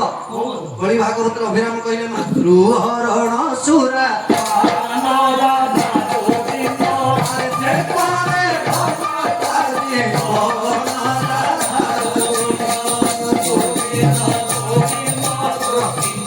ମାତୃହରଣ କୋଉ ମଦ ଦେଖନ୍ତୁ, ପ୍ରଥମ ମାତୃ ମାୟାକୁ ହରଣ କର, ମାୟାକୁ କୌଣସି ଶରୀର ଭିତରେ ରଖ, ସୁରାପାନ କର, ସୁ ବୋଲତେ ଉତ୍ତମ, ରା ବୋଲତେ ଭଗବାନ ନାଁକୁ ଯେ ପାନ କର ତା ଜୀବନ ଧନ୍ୟ, ସେ ହଉଛି ରାବଣ। ପ୍ରତ୍ୟେକ ଦିନ ରାମ ନାମକୁ ଭଜନ କରୁଥିଲା,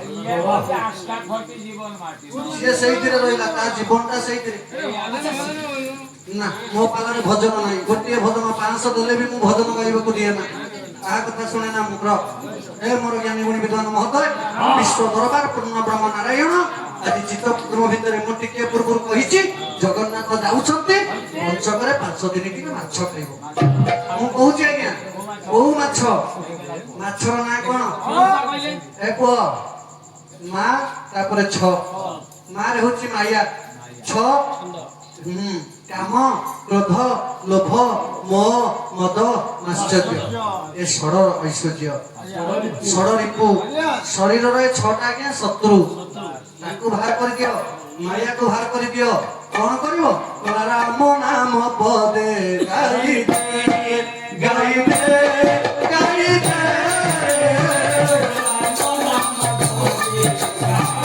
ବିଷୟ ବିଷୟ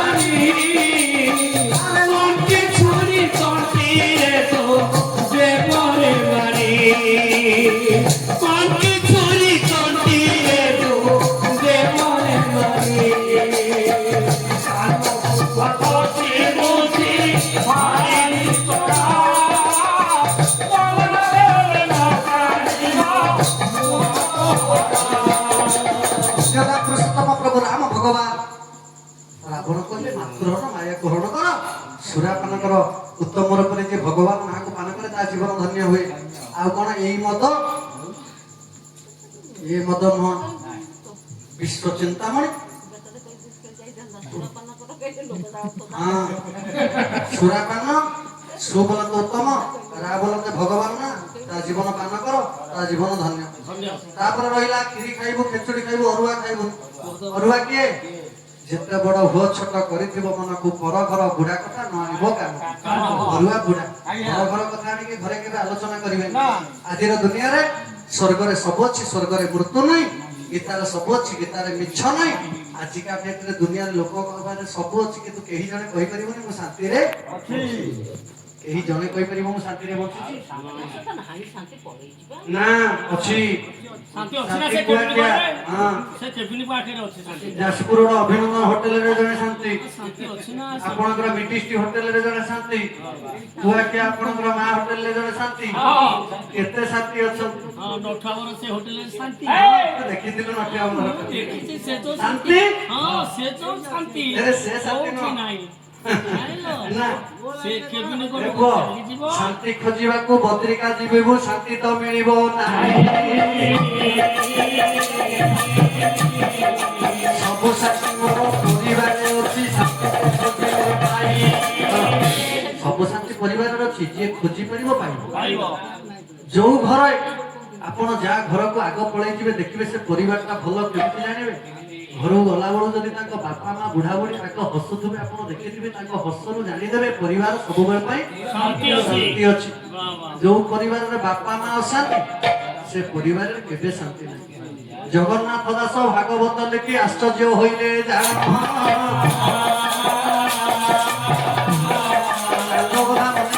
ପହଞ୍ଚିଗଲେ ଲୁଣ ପଡିଗଲା ବାଃ ବାଃ। ଭାଗବତ ଶ୍ରେଷ୍ଠ ହୋଇଗଲା। ଶ୍ରେଷ୍ଠ ହୋଇଗଲା। ପରମଶାସ୍ତ୍ର ଭାଗବତ ଅଭ୍ୟାସ କରୁଥିବ ନିତ୍ୟ ଭାଗବତକୁ ଅତି ବଡି ଉପାଧି ଦିଏଲେ କିଏ ନା ଆପଣ ମାନଙ୍କର ନାମ ପ୍ରଚାର ପ୍ରସାର କରିବା ପାଇଁ ଆସିଥିଲେ ଚୈତନ୍ୟ ମହାପ୍ରଭୁ ନଦିଆ ନଦୀ ଭିତରୁ ଭାଗବତ ପଢିଲେ ତାଙ୍କୁ ଅତି ବଡି ଉପାଧିରେ ଘୋଷିତ କଲି।